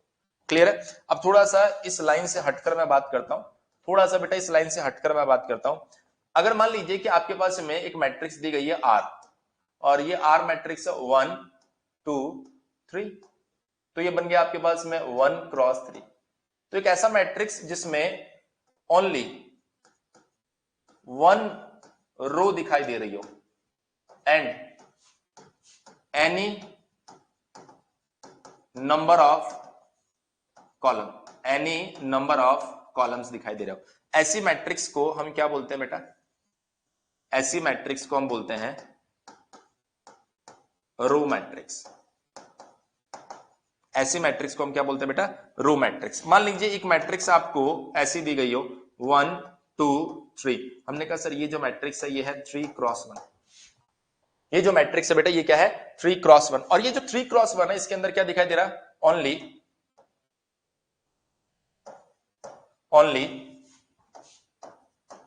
One column and any number of रोज। तो ऐसे में इस मैट्रिक्स को बोला जाएगा कॉलम मैट्रिक्स। परफेक्ट है बेटा, कोई इश्यू नहीं है इस बात को लेकर, बहुत ही बेसिक चीजें बता रहा हूं। सो अगर इतनी कहानी आपको, इसका एग्जांपल नहीं दिया क्योंकि डिटरमिनेंट मैंने सिखाया नहीं, हो सकता है आप लोग जानते हो पर मैं यही मान के चल रहा हूं आप लोग नहीं जानते हो, मतलब पॉसिबिलिटी कि आप लोग डिटरमिनेंट जानते हो पर मैं मान के चल रहा हूं कि आप लोग नहीं जानते हो। तो जब मैं डिटरमिनेंट आपको पढ़ाऊंगा ना तभी बताऊंगा कि डिटरमिनेंट कैसे फाइंड करते हैं। तो मेरे ख्याल से इतनी बात आपको बहुत ही बेहतरीन तरीके से समझ में आ गई होगी। अब मैं यहां पर बात कर रहा हूं बेटा मैट्रिक्स ऑपरेशंस। क्या बात करूंगा यहां पर मैं, मैट्रिक्स ऑपरेशंस। अगर मैट्रिक्स ऑपरेशंस की मैं बात करूंगा तो जो फर्स्ट ऑपरेशन मेरे सामने आएगा वो आएगा, पहला operation addition of two matrices. देखिए अगर दो मैट्रिसेस को हमें ऐड करना है तो किस तरीके से आप उन मैट्रिक्स को ऐड कर सकते हो। हमने कहा कि मान लीजिए हमारे पास में जो मैट्रिक्स दी गई है, मान लीजिए हमारे पास में एक मैट्रिक्स है ए, और ये मैट्रिक्स ए जो है ये बेटा 1 2 3 0। इसका ऑर्डर कितना है बेटा 2 क्रॉस 2। हमने कहा एक मैट्रिक्स है हमारे पास में बी, हमने कहा ये कैसा है 1 3 0 5, इसका ऑर्डर भी कितना बेटा 2 क्रॉस 2। हमने कहा एक मैट्रिक्स है हमारे पास में सी, और ये सी मैट्रिक्स कितनी है 1, या सी मतलब इसको सी में बाद में भी काम में लूंगा, ई ले लो, ई 1 3 2 -1 5 0। इसका अगर आप ऑर्डर देखेंगे तो 2 क्रॉस 3। हमने कहा एक मैट्रिक्स है बेटा एफ, तो आपने कहा सर ये एफ क्या है, ये 1 2 3 4 5 0, ये इसका ऑर्डर है बेटा 3 क्रॉस 2। मैंने कहा सर मुझे मैट्रिक्स को ऐड करना है, तो आपने कहा कि सर कैसे ऐड करेंगे। मैंने कहा सबसे पहले a प्लस बी करते हैं, a प्लस बी करते हैं। तो अगर a और b को ऐड करना है तो ध्यान रखना 1 1 से ऐड होगा, तो कितना आ जाएगा बेटा 1 + 1 = 2। हमने कहा सर 2 3 से ऐड होगा, कितना आएगा बेटा 5। हमने कहा सर 3 0 से ऐड होगा, कितना आएगा बेटा यहां पर 3। हमने कहा सर यहां पर 0 5 से ऐड होगा, कितना आने वाला है अगेन 5। सो ये बन गया आपके पास में अगेन एक 2 क्रॉस 2 मैट्रिक्स। आपने कहा कि सर इस मैट्रिक्स की खास बात क्या है। हमने कहा मैट्रिक्स की खास बात यह है कि मेरे पास में ए का ऑर्डर जितना था, बी का ऑर्डर भी उतना ही था, और ए प्लस बी का ऑर्डर भी उतना ही आया, ए प्लस बी का ऑर्डर भी उतना ही आया। मैंने कहा एक काम करते हैं, एक बार ए प्लस ई फाइंड करते हैं। तो आपने कहा सर ये इससे ऐड होगा, ये इससे ऐड होगा, इससे कौन ऐड होगा। हमने कहा कोई नंबर ही नहीं है, तो इसका मतलब क्या हुआ, ये एडिशन फेयर एडिशन नहीं है। तो इस तरह का कोई भी एडिशन एग्जिस्ट ही नहीं करता, डज नॉट एग्जिस्ट। हमने कहा सर अगर मैं ऐसा बोल देता हूं a प्लस ई नहीं है तो a प्लस एफ, आपने कहा वंस अगेन ऑर्डर सेम नहीं है, डज नॉट एग्जिस्ट। हमने कहा e प्लस एफ, आपने कहा डज नॉट एग्जिस्ट। मतलब किसी भी मैट्रिक्स एडिशन के लिए दोनों मैट्रिक्स का जो ऑर्डर है वो परफेक्टली सेम होना चाहिए। The golden word is for matrix addition order of both matrices will be perfectly same. तो हमने कहा गोल्डन वर्ड है तो बिल्कुल गोल्ड में लिख दो यहां पर भाई, क्योंकि ये तो हमको याद रखना पड़ेगा। तो आप बोलेंगे for addition of two matrices order of both matrices, order of both matrices will be same. दोनों का ऑर्डर जो है बेटा वो कैसा होना चाहिए, बिल्कुल सेम होना चाहिए। दोनों का ऑर्डर जो है वो बिल्कुल सेम होना चाहिए, तभी आप उन दोनों को ऐड कर पाएंगे। यही कारण है कि इन दोनों को हम ऐड नहीं कर पा रहे। Now the next important and key word is, next important point ध्यान से सुनेंगे बेटा आप सभी लोग। हमने कहा कि इन दोनों को हम ऐड कर पा रहे हैं क्योंकि ऑर्डर सेम रहेगा, तो बड़ी आसानी से ऐड कर देंगे। जब ऐड करने के बाद नया मैट्रिक्स आएगा उसका ऑर्डर भी उतना ही रहेगा जितना पहले वाले मैट्रिसेस का था। तो हम क्या कहेंगे यहां पर, after addition order of new matrix will be same as the previous matrices।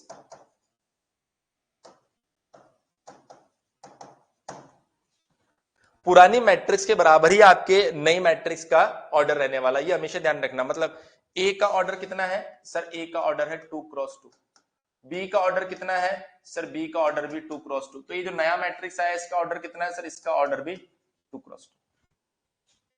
सभी बच्चे बताएंगे इतनी बात समझ में आई क्या, यस और नो। इतना पॉइंट आपको समझ में आया क्या, यस और नो। हमने कहा कि सर अगर मैं a प्लस बी करता हूं और अगर मैं b प्लस ए करता हूं, तो हमने कहा अगर a को b में ऐड करो तो 1 + 1 ऐसा कुछ हम लोग कर रहे थे। b को a में अगर ऐड कर रहे हो तो वहां पर भी 1 + 1 ऐसा कुछ हम लोग कर रहे थे। सो पॉइंट इज कि अगर मैं a को b में ऐड करूं या b को a में ऐड करूं, तो ऑलवेज रिमेंबर दोनों में कोई फर्क नहीं आता। तो a plus B equals to क्या होने वाला बेटा आपके पास में, b प्लस ए होने वाला है। ये दोनों हमेशा बराबर आएंगे, इसे बोलते हैं कम्यूटेटिव लॉ।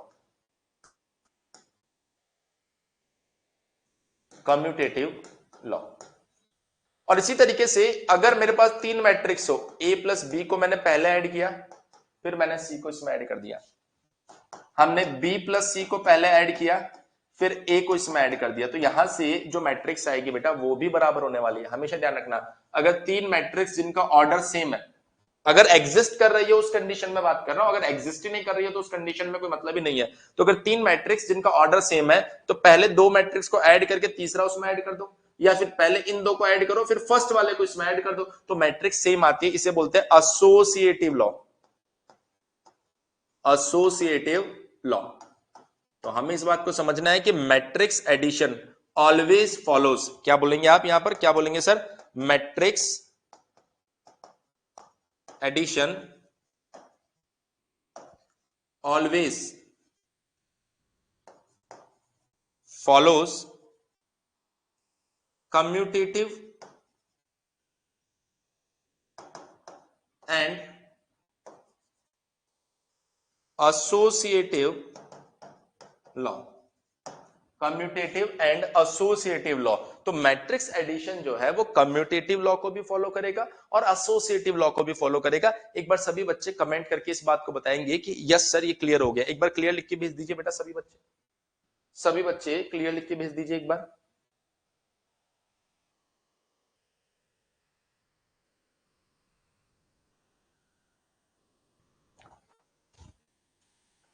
क्लियर लिख कर भेज दीजिए बेटा, ये पॉइंट आपको क्लियर हुआ या नहीं हुआ।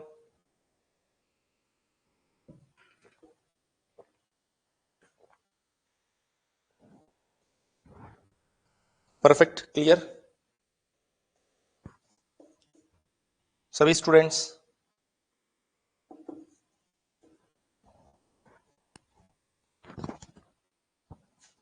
अगर एडिशन का कॉन्सेप्ट आपको क्लियर हो जाता है, सभी स्टूडेंट्स लिखकर भेजेंगे, अगर एडिशन का कॉन्सेप्ट आपको क्लियर हो जाता है तो उसके बाद हम बात करेंगे मल्टीप्लिकेशन।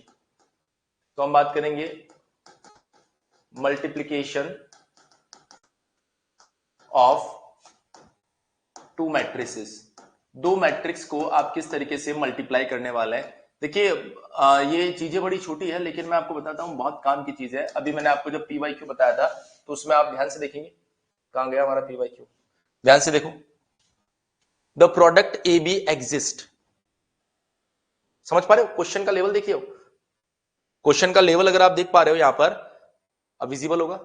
तो ये ATC का क्वेश्चन है, इसमें बोल रहा है ए का ऑर्डर इतना है, क्यू ए का ऑर्डर आपको दिया गया, मैट्रिक्स क्यू का ऑर्डर आपको दिया गया और पूछ रहा है बिल्कुल होगा, कुमार जयप्रकाश बिल्कुल होगा।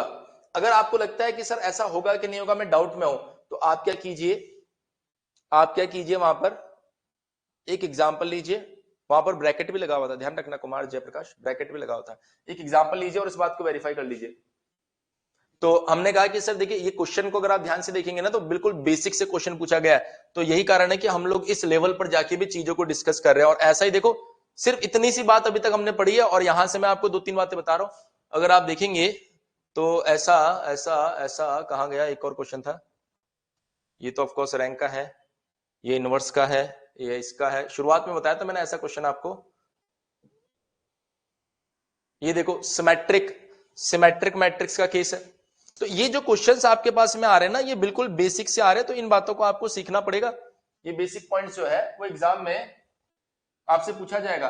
देखिए बेटा विदाउट ब्रैकेट से आप ये नहीं बता पाएंगे किसको किससे ऐड करना है, तो पहले आपको ये बताना पड़ेगा किसको किससे ऐड करना है। हालांकि आप किसको किसी से भी ऐड करो, मैट्रिक्स के केस में कोई दिक्कत नहीं आती अगर a plus B plus C exist कर रहा है।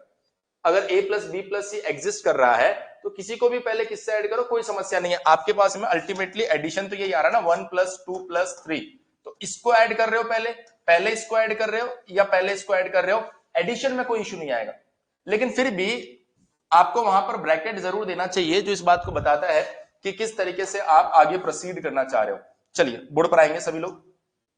हमने कहा कि सर एक मैट्रिक्स हमारे पास में ए है जिसका ऑर्डर हमने कहा m क्रॉस n है, बहुत ध्यान से देखेंगे। एक मैट्रिक्स आपके पास में बी है जिसका ऑर्डर आपके पास में n क्रॉस p है। अभी आपने जो क्वेश्चन देखा था वो बिल्कुल इसी पॉइंट से था, तो आप समझ पा रहे कि हम लोगों ने आज ही क्लास चालू की है और आज ही हमारे सामने ऐसे कॉन्सेप्ट आ रहे हैं जहां से क्वेश्चन पूछा जा चुका है।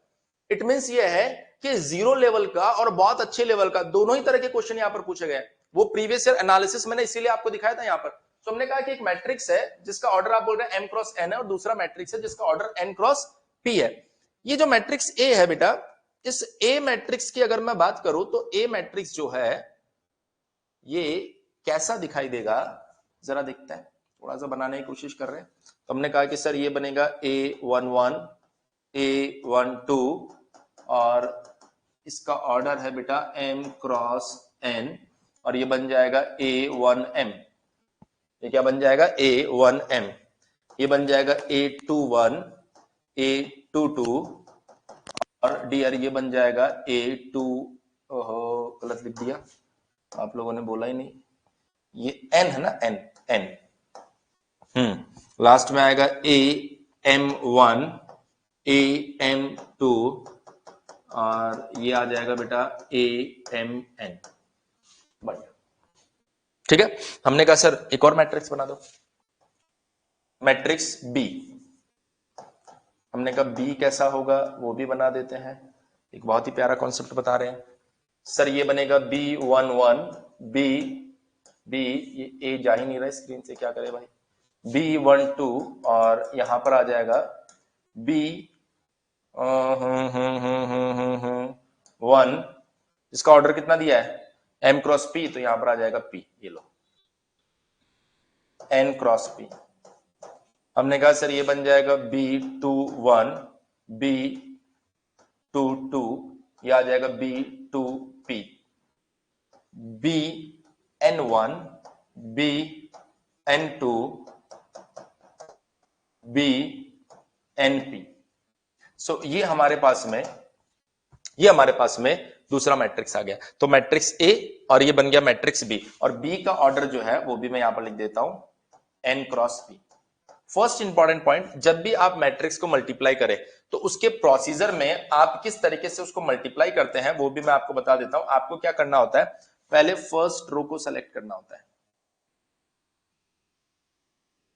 ठीक है, और यहां से फर्स्ट कॉलम को सेलेक्ट करना होता है। ये मैंने बहुत बड़ा एग्जांपल लिया, आप छोटे एग्जांपल से भी समझ सकते हो, लेकिन मुझे बहुत सारी बातें बतानी है आपको। पहले फर्स्ट रो को लेंगे, फिर उसको फर्स्ट कॉलम से मल्टीप्लाई करेंगे। फर्स्ट रो को फर्स्ट कॉलम से।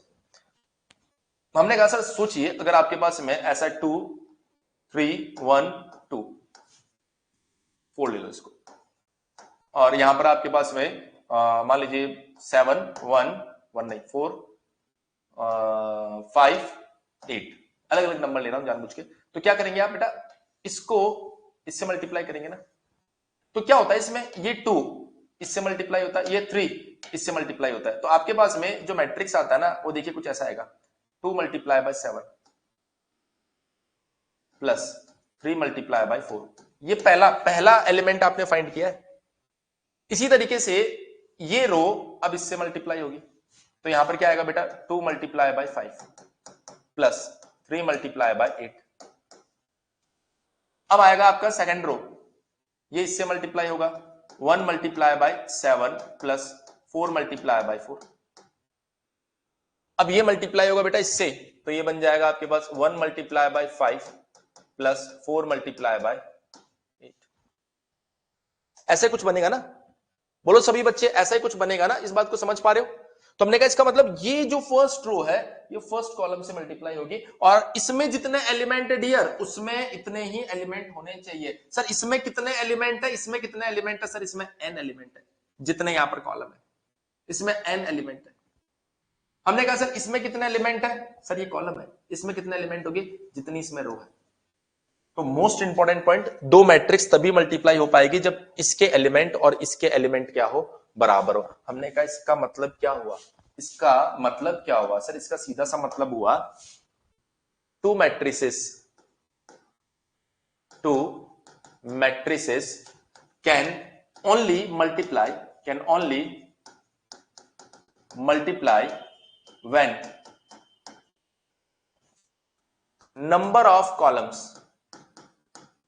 number of columns in first matrix, हमेशा ध्यान रखना, फर्स्ट बोला है मैंने clearly, first matrix equals to number of rows in second matrix, number of rows in second matrix. तो हमेशा ध्यान रखना, दो मैट्रिक्स तभी मल्टीप्लाई हो पाएगी बेटा जब फर्स्ट मैट्रिक्स में नंबर ऑफ कॉलम और सेकंड मैट्रिक्स में नंबर ऑफ रोज क्या हो, बराबर हो। तो हमने कहा कि सर यहां देखो, ये पहला मैट्रिक्स है और ये क्या है बेटा, दूसरा मैट्रिक्स है। तो पहले मैट्रिक्स में नंबर ऑफ कॉलम्स, दूसरे मैट्रिक्स में नंबर ऑफ रोज बराबर है, तो इन दोनों को यहां पर मल्टीप्लाई किया जा सकता है। तो हमने कहा कि सर इसका मतलब A M cross N can multiply with N B N cross P. कैसे जज किया बेटा आपने, कैसे जज किया? सर देखिए, हमने कहा कि ये दोनों, अगर ये दोनों बराबर है तो मल्टीप्लिकेशन पॉसिबल है, मल्टीप्लिकेशन पॉसिबल है।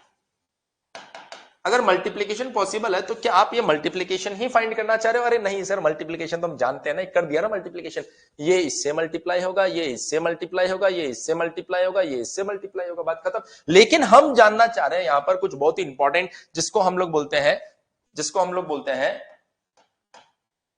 नंबर ऑफ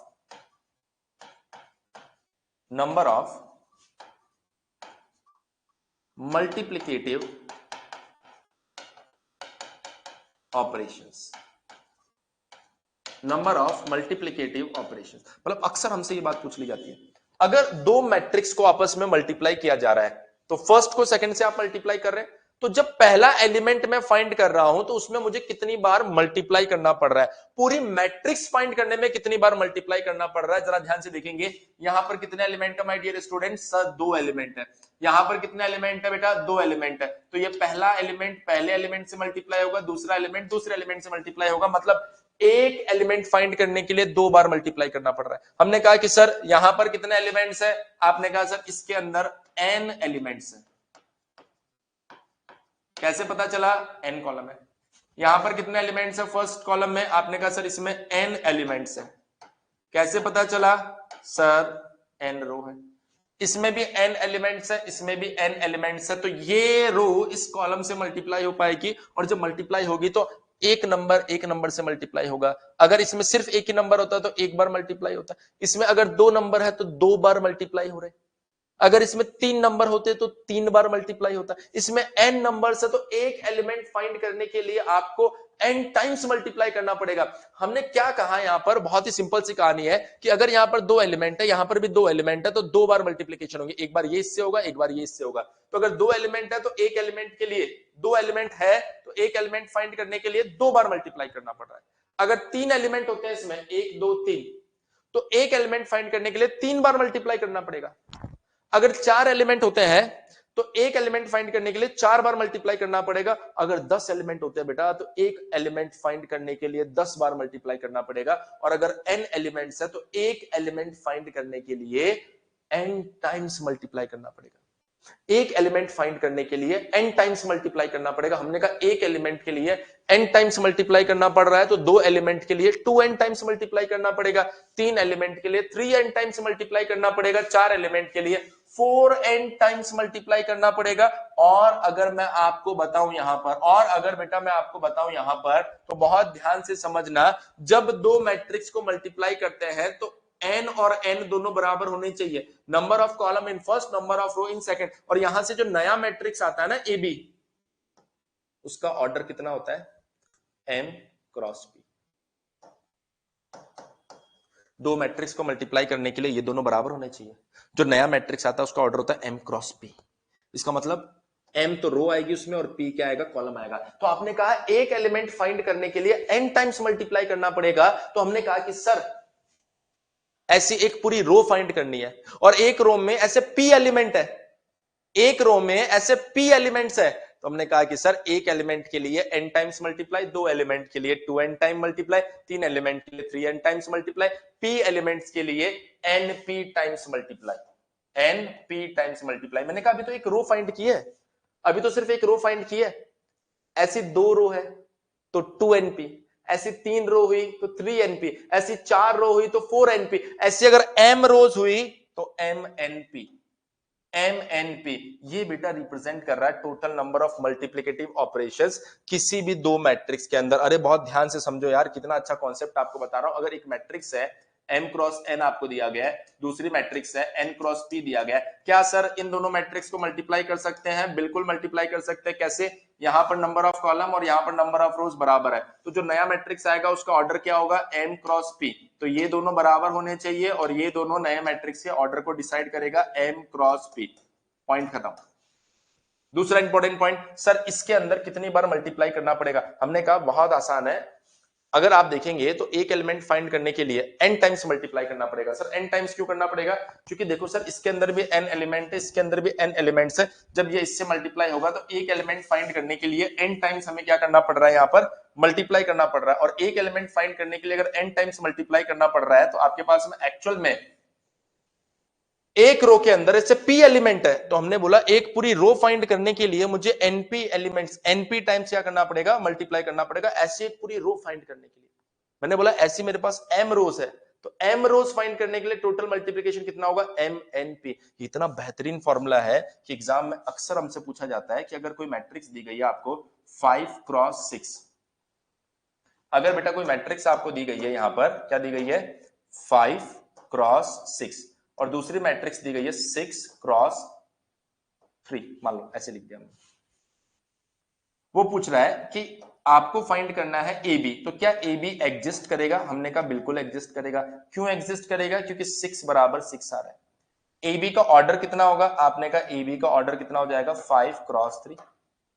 हमने कहा अगर कोई पूछेगा इसमें नंबर ऑफ मल्टीप्लिकेटिव ऑपरेशंस कितने, तो आप कहेंगे एम एन पी। देखो M N P, M N P, 5 multiply by 6 multiply by 3 कितना आ रहा है? 30 मल्टीप्लाई बाय 3 आई थिंक 90। ये आपका आंसर। एक बार यार सभी बच्चे मुझे बता दो ये पॉइंट आपको क्लियर हुआ कि नहीं हुआ? ये मतलब आज का सबसे अच्छा पॉइंट था। अगर आपको नहीं समझ में आया तो फिर से हम लोग समझाने की कोशिश करें, पर समझ में आना चाहिए आपको।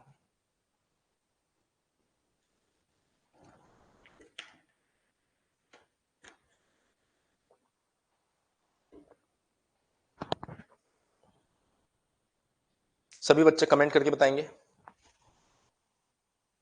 आप लोग लिखने उखने में तो नहीं लग गए ना?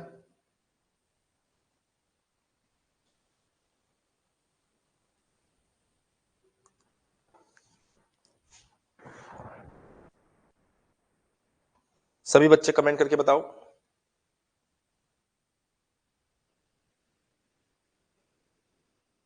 कि ये बात आपको क्लियर हुई या नहीं हुई।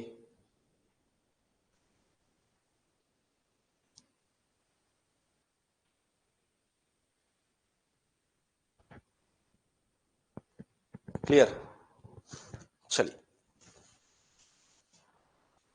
चलिए, तो एक बात तो हमको समझ में आ गई कि सर मल्टीप्लिकेटिव ऑपरेशंस कितने होते हैं, इसमें अब हमें किसी तरह का कोई कंफ्यूजन नहीं है।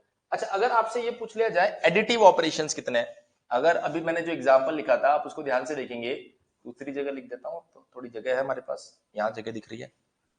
तो हमने कहा कि सर मान लीजिए कि यहाँ एक मैट्रिक्स है 4 1 0 3 2 क्रॉस 2। एक और मैट्रिक्स ले लेते हैं 5 2 7 0 2 क्रॉस 2। हमने कहा दोनों को मल्टीप्लाई करना है, तो कैसे मल्टीप्लाई करेंगे जरा ध्यान से देखो। बड़ा आसान है मल्टीप्लाई करना। इसको आप मल्टीप्लाई कीजिए बेटा इससे, तो 4 मल्टीप्लाई बाय 5, यहां कैसे लिखेंगे? 4 multiply by 5 plus 1 multiply by 7। इसको बेटा मल्टीप्लाई करेंगे इससे, तो ये आएगा 4 multiply by 2 plus 1 multiply by 0। हमने कहा सर अगला स्टेप इसको मल्टीप्लाई करेंगे इससे, तो आप कहेंगे 0 multiply by 5 plus 3 multiply by 7। इसको मल्टीप्लाई करेंगे इससे, तो ये क्या आएगा बेटा? 0 multiply by 2 plus 3 multiply by 0। So overall अगर हम लोग यहां पर देखें, ओवरऑल बेटा हम लोग यहां पर देखें तो ये सॉल्व करने के बाद में 20 प्लस 7 27, 8 प्लस 0 8, 0 प्लस 21 0, ये हमारे पास मैट्रिक्स आ गए। तो अगेन हमें उसमें इंटरेस्ट ही नहीं है मल्टीप्लाई करने की बाद क्या है। हमने कहा सर देखिए दो एलिमेंट है, दो एलिमेंट है, कितनी बार मल्टीप्लाई करना पड़ा? एक बार और दो बार, दो बार मल्टीप्लाई करना पड़ा। अगर यहां पर 3 एलिमेंट होते, यहां पर भी 3 एलिमेंट होते, कितनी बार मल्टीप्लाई करना पड़ता है? 3 बार। यहां पर 2 एलिमेंट है, यहां पर भी 2 एलिमेंट है, कितनी बार मल्टीप्लाई किया? 2 बार। 2 बार मल्टीप्लाई किया तो कितनी बार ऐड करना पड़ा? 1 बार। 2 बार मल्टीप्लाई कर रहे हो तो 1 बार ऐड करना पड़ रहा है। अगर 3 बार मल्टीप्लाई करोगे तो 2 बार ऐड करना पड़ेगा। अगर 4 बार मल्टीप्लाई करोगे तो 3 बार ऐड करना पड़ेगा। अगर n टाइम्स मल्टीप्लाई करोगे तो n-1 टाइम्स आपको क्या करना पड़ेगा? ऐड करना पड़ेगा। तो हमने कहा कि अगर मैं एडिटिव ऑपरेशंस की बेटा यहां पर बात करूं, ये तो मल्टीप्लिकेटिव ऑपरेशंस हो गए ना, अगर मैं यहां पर बात करूं एडिटिव ऑपरेशंस की, तो आपने कहा नंबर ऑफ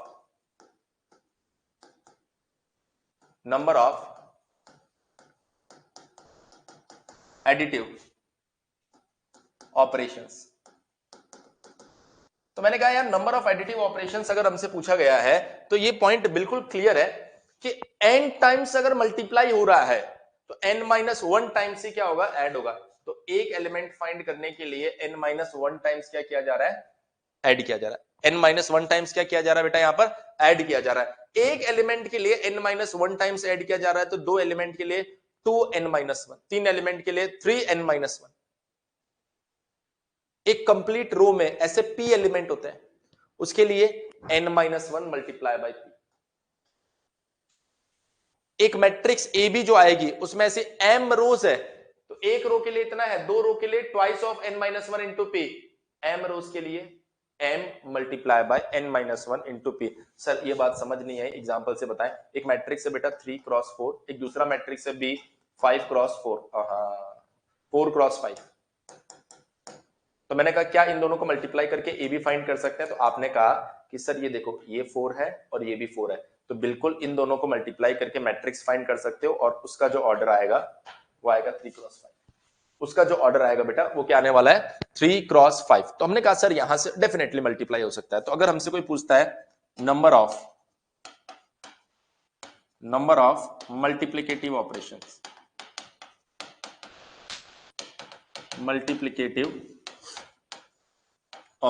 तो नंबर ऑफ मल्टीप्लिकेटिव ऑपरेशंस की अगर आप बात करोगे तो मल्टीप्लिकेटिव ऑपरेशंस कितने आएंगे? MNP। तो आपने बोला MNP 3 multiply by 4 multiply by 5, तो ये कितना आ जाएगा बेटा आपके पास में? 60। कितना आ जाएगा? 60। फिर हमने कहा सर अगर हमसे ऐसा पूछ लिया जाए number of additive operations, additive operations की अगर मैं बात करूं तो ये क्या बन जाएगा हमारे पास में? m-1 into P. तो m कितना बेटा आपके पास? 3, n कितना है? 4-1, और p कितना है आपके पास में? 5। तो ये कितना आ रहा है आपके पास में? 3 multiply by 3 multiply by 5। So overall अगर आप देखेंगे तो ये आ रहा है आपके पास में 45। तो ये बेटा एडिटिव ऑपरेशंस है और ये आपके पास में मल्टीप्लिकेटिव ऑपरेशंस है। एक बार सभी बच्चे बताएंगे एडिटिव एंड मल्टीप्लिकेटिव ऑपरेशंस का जो कॉन्सेप्ट मैंने आपको यहां पर दिया है, क्या वो आप सभी लोगों को समझ में आया? जल्दी से बताएं, क्या वो आप सभी लोगों को समझ में आया बेटा? जल्दी से बताएं।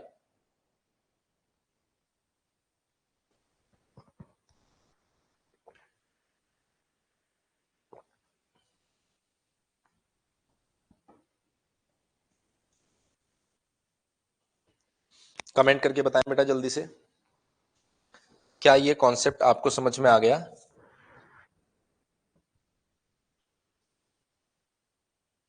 इसमें अगर कोई भी समस्या है तो बताओ, और अगर समस्या नहीं है तो आगे बढ़े।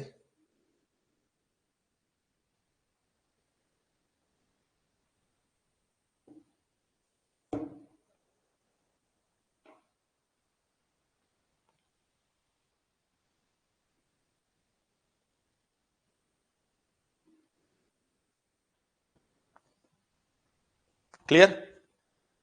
चलिए क्लियर है तो फिर यहां से आगे बढ़ते हैं। इसका तो कोई काम नहीं है, इसको मिटा देते हैं। देखो एक बात बिल्कुल अच्छे से हम लोग समझ लेते हैं कि अगर आप यहां से दिखाता हूं मैं आपको, इस रो को मतलब ए को बी से मल्टीप्लाई करोगे तो ये वाली रो इससे मल्टीप्लाई होगा। अगर बी को ए से मल्टीप्लाई करोगे तो ये रो जो है वो इससे मल्टीप्लाई होगा। तो अगर मल्टीप्लीकेशन एग्जिस्ट करता है, मतलब मान लो ऑर्डर दोनों का बिल्कुल सेम है, तो ये रो जब इससे मल्टीप्लाई करेगी तो एलिमेंट्स बदल गए ना आपके पास में, और जब बेटा एलिमेंट्स बदल गए तो फाइनल जो मैट्रिक्स आएगा वो भी तो बदल जाएगा ना।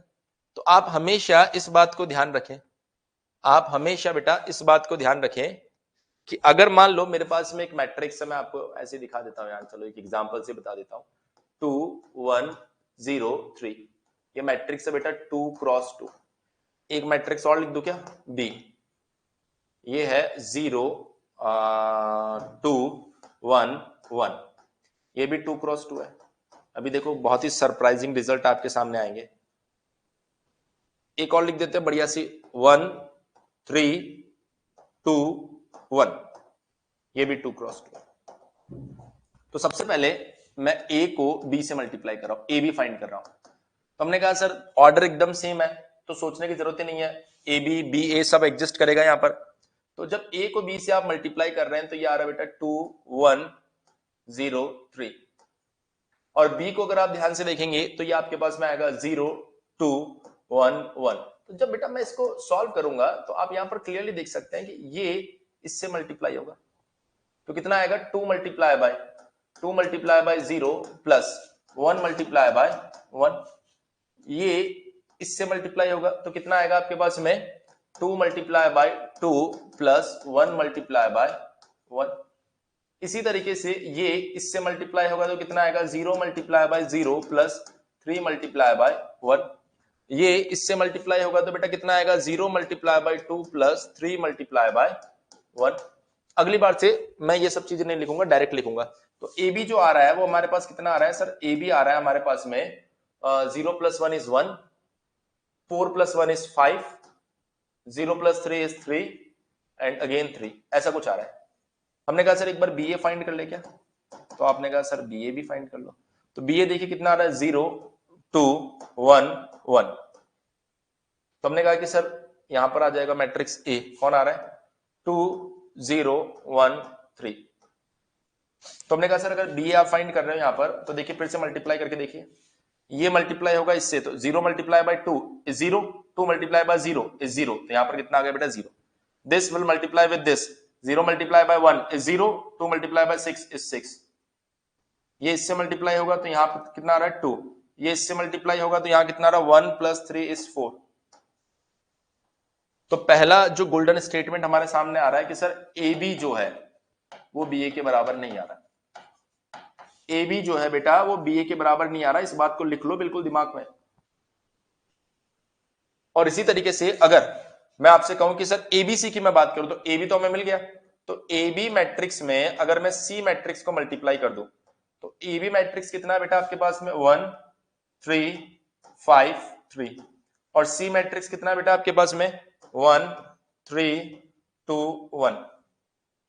तो हमने कहा सर अगर इसको मैं मल्टीप्लाई करूं तो ये इससे मल्टीप्लाई होगा तो यहां से नंबर कितना आएगा जरा देखो, 1 1 10 11 आ रहा है। यार ये मैं बता चुका हूं 2-3 बार, आप लोग कर सकते हैं खुद से भी। ये इससे मल्टीप्लाई होगा तो 3 प्लस 5 8, ये इससे मल्टीप्लाई होगा तो कितना आ जाएगा आपके पास में 3 प्लस 6 9, ये इससे मल्टीप्लाई होगा तो कितना आ रहा है बेटा आपके पास 9 प्लस 3 12। बताएंगे क्या यही आ रहा है, ये एबीसी आपके पास, ये एबीसी है। अब एक छोटा सा डेमो और देता हूं आपको, देखो अब पहले मैं मल्टीप्लाई कर रहा हूं बीसी को, देखना बड़ा मजेदार कॉन्सेप्ट बता रहा हूं, 0 2 1 1, और यहां पर अगर आप सी को देखेंगे बेटा तो ये कितना आएगा 1 3 2 1। तो जब हमने इसको मल्टीप्लाई किया तो देखिए यहां पर ये इससे मल्टीप्लाई होगा तो 0 प्लस 4 इज 4, ये इससे मल्टीप्लाई होगा 0 प्लस 2 इज 2, ये इससे मल्टीप्लाई होगा 1 प्लस 2 इज 3, ये इससे मल्टीप्लाई होगा 3 प्लस 1 इज 4। अब हमने कहा कि जो बीसी आ रहा है सर, ये जो बीसी आ रहा है इसके अंदर ए भी मल्टीप्लाई कर दो, तो ए और इसमें मल्टीप्लाई कर दिया बीसी, तो ए जो हमारे पास में आ रहा है वो कितना आ रहा है, हमने कहा ए का आ गया भाई, ये है ए 2 1 0 3, और बीसी कहाँ है सर, ये हमारी आंखों के सामने बिल्कुल 4 2 3 4। सो ओवरऑल अगर आप देखेंगे यहां पर तो ये इससे मल्टीप्लाई होगा तो कितना आ रहा है 8 प्लस 3 11, ये इससे मल्टीप्लाई होगा 4 प्लस 4 8, ये इससे मल्टीप्लाई होगा कितना आ रहा है बेटा 9, ये इससे मल्टीप्लाई आएगा, कितना आएगा 12। और अगर अब आप इस बात को बहुत ध्यान से देख पा रहे हैं तो आप कहेंगे सर ये सेगमेंट और ये सेगमेंट दोनों बराबर आ रहे हैं, ये सेगमेंट और ये सेगमेंट दोनों बराबर आ रहे हैं। मतलब आपने क्या देखा यहां पर कि sir A B not equals to B A है, but my dear students A B multiply by C always equals to A multiply by B C. और ये आपके पास में बहुत अच्छा पॉइंट होता है, क्योंकि एग्जाम में जब हम इस बात को देखते हैं ना तो हमको बहुत सी बार ऐसा लगता है कि यार ये नहीं होता तो ये कैसे हो सकता है, लेकिन आपने खुद ने यहां पर एग्जांपल लेके इस बात को प्रूव किया कि डेफिनेटली ये होता है। इसका मतलब होता है मैट्रिक्स मल्टीप्लिकेशन कम्यूटेटिव लॉ को कभी भी सेटिस्फाइड नहीं करती, लेकिन एसोसिएटिव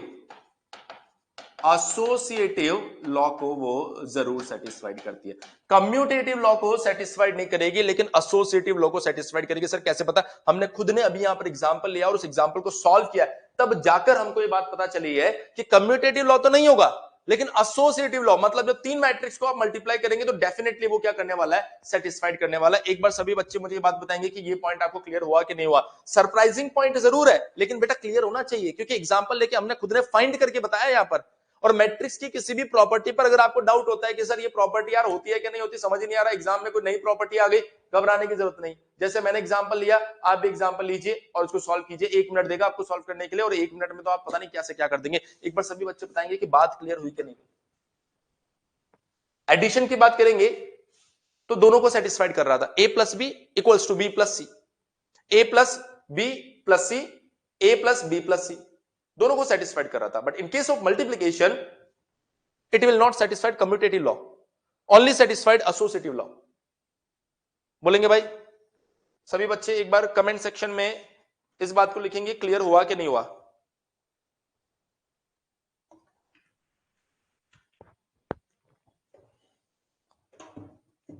सभी बच्चे कमेंट सेक्शन में एक बार इस बात को क्लियर करेंगे कि हमें यह बात समझ में आई कि नहीं आई।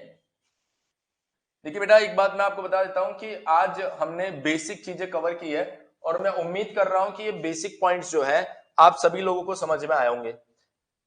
मेरे ख्याल से आज के लिए इनफ है। इससे आगे की जो चर्चा है वो हम लोग कल की क्लास में करेंगे, लेकिन जितने भी पॉइंट्स मैंने आपको बताया, आज हमारा डे 1 था, और मैं उम्मीद कर रहा हूं डे 1 पर बहुत सारी छोटी छोटी बातें आप लोगों ने सीखी होगी, और ये बातें आपको समझ में भी आएगी। क्योंकि जब तक आपके पास फंडामेंटल्स नहीं है, देखिए मैं आपके कॉन्सेप्ट्स बिल्ड नहीं कर सकता, और जब आपके पास फंडामेंटल्स आ जाएंगे, यकीन मानिए कि बहुत ही बेहतरीन तरीके से हम लोग कॉन्सेप्ट्स को बिल्ड करेंगे।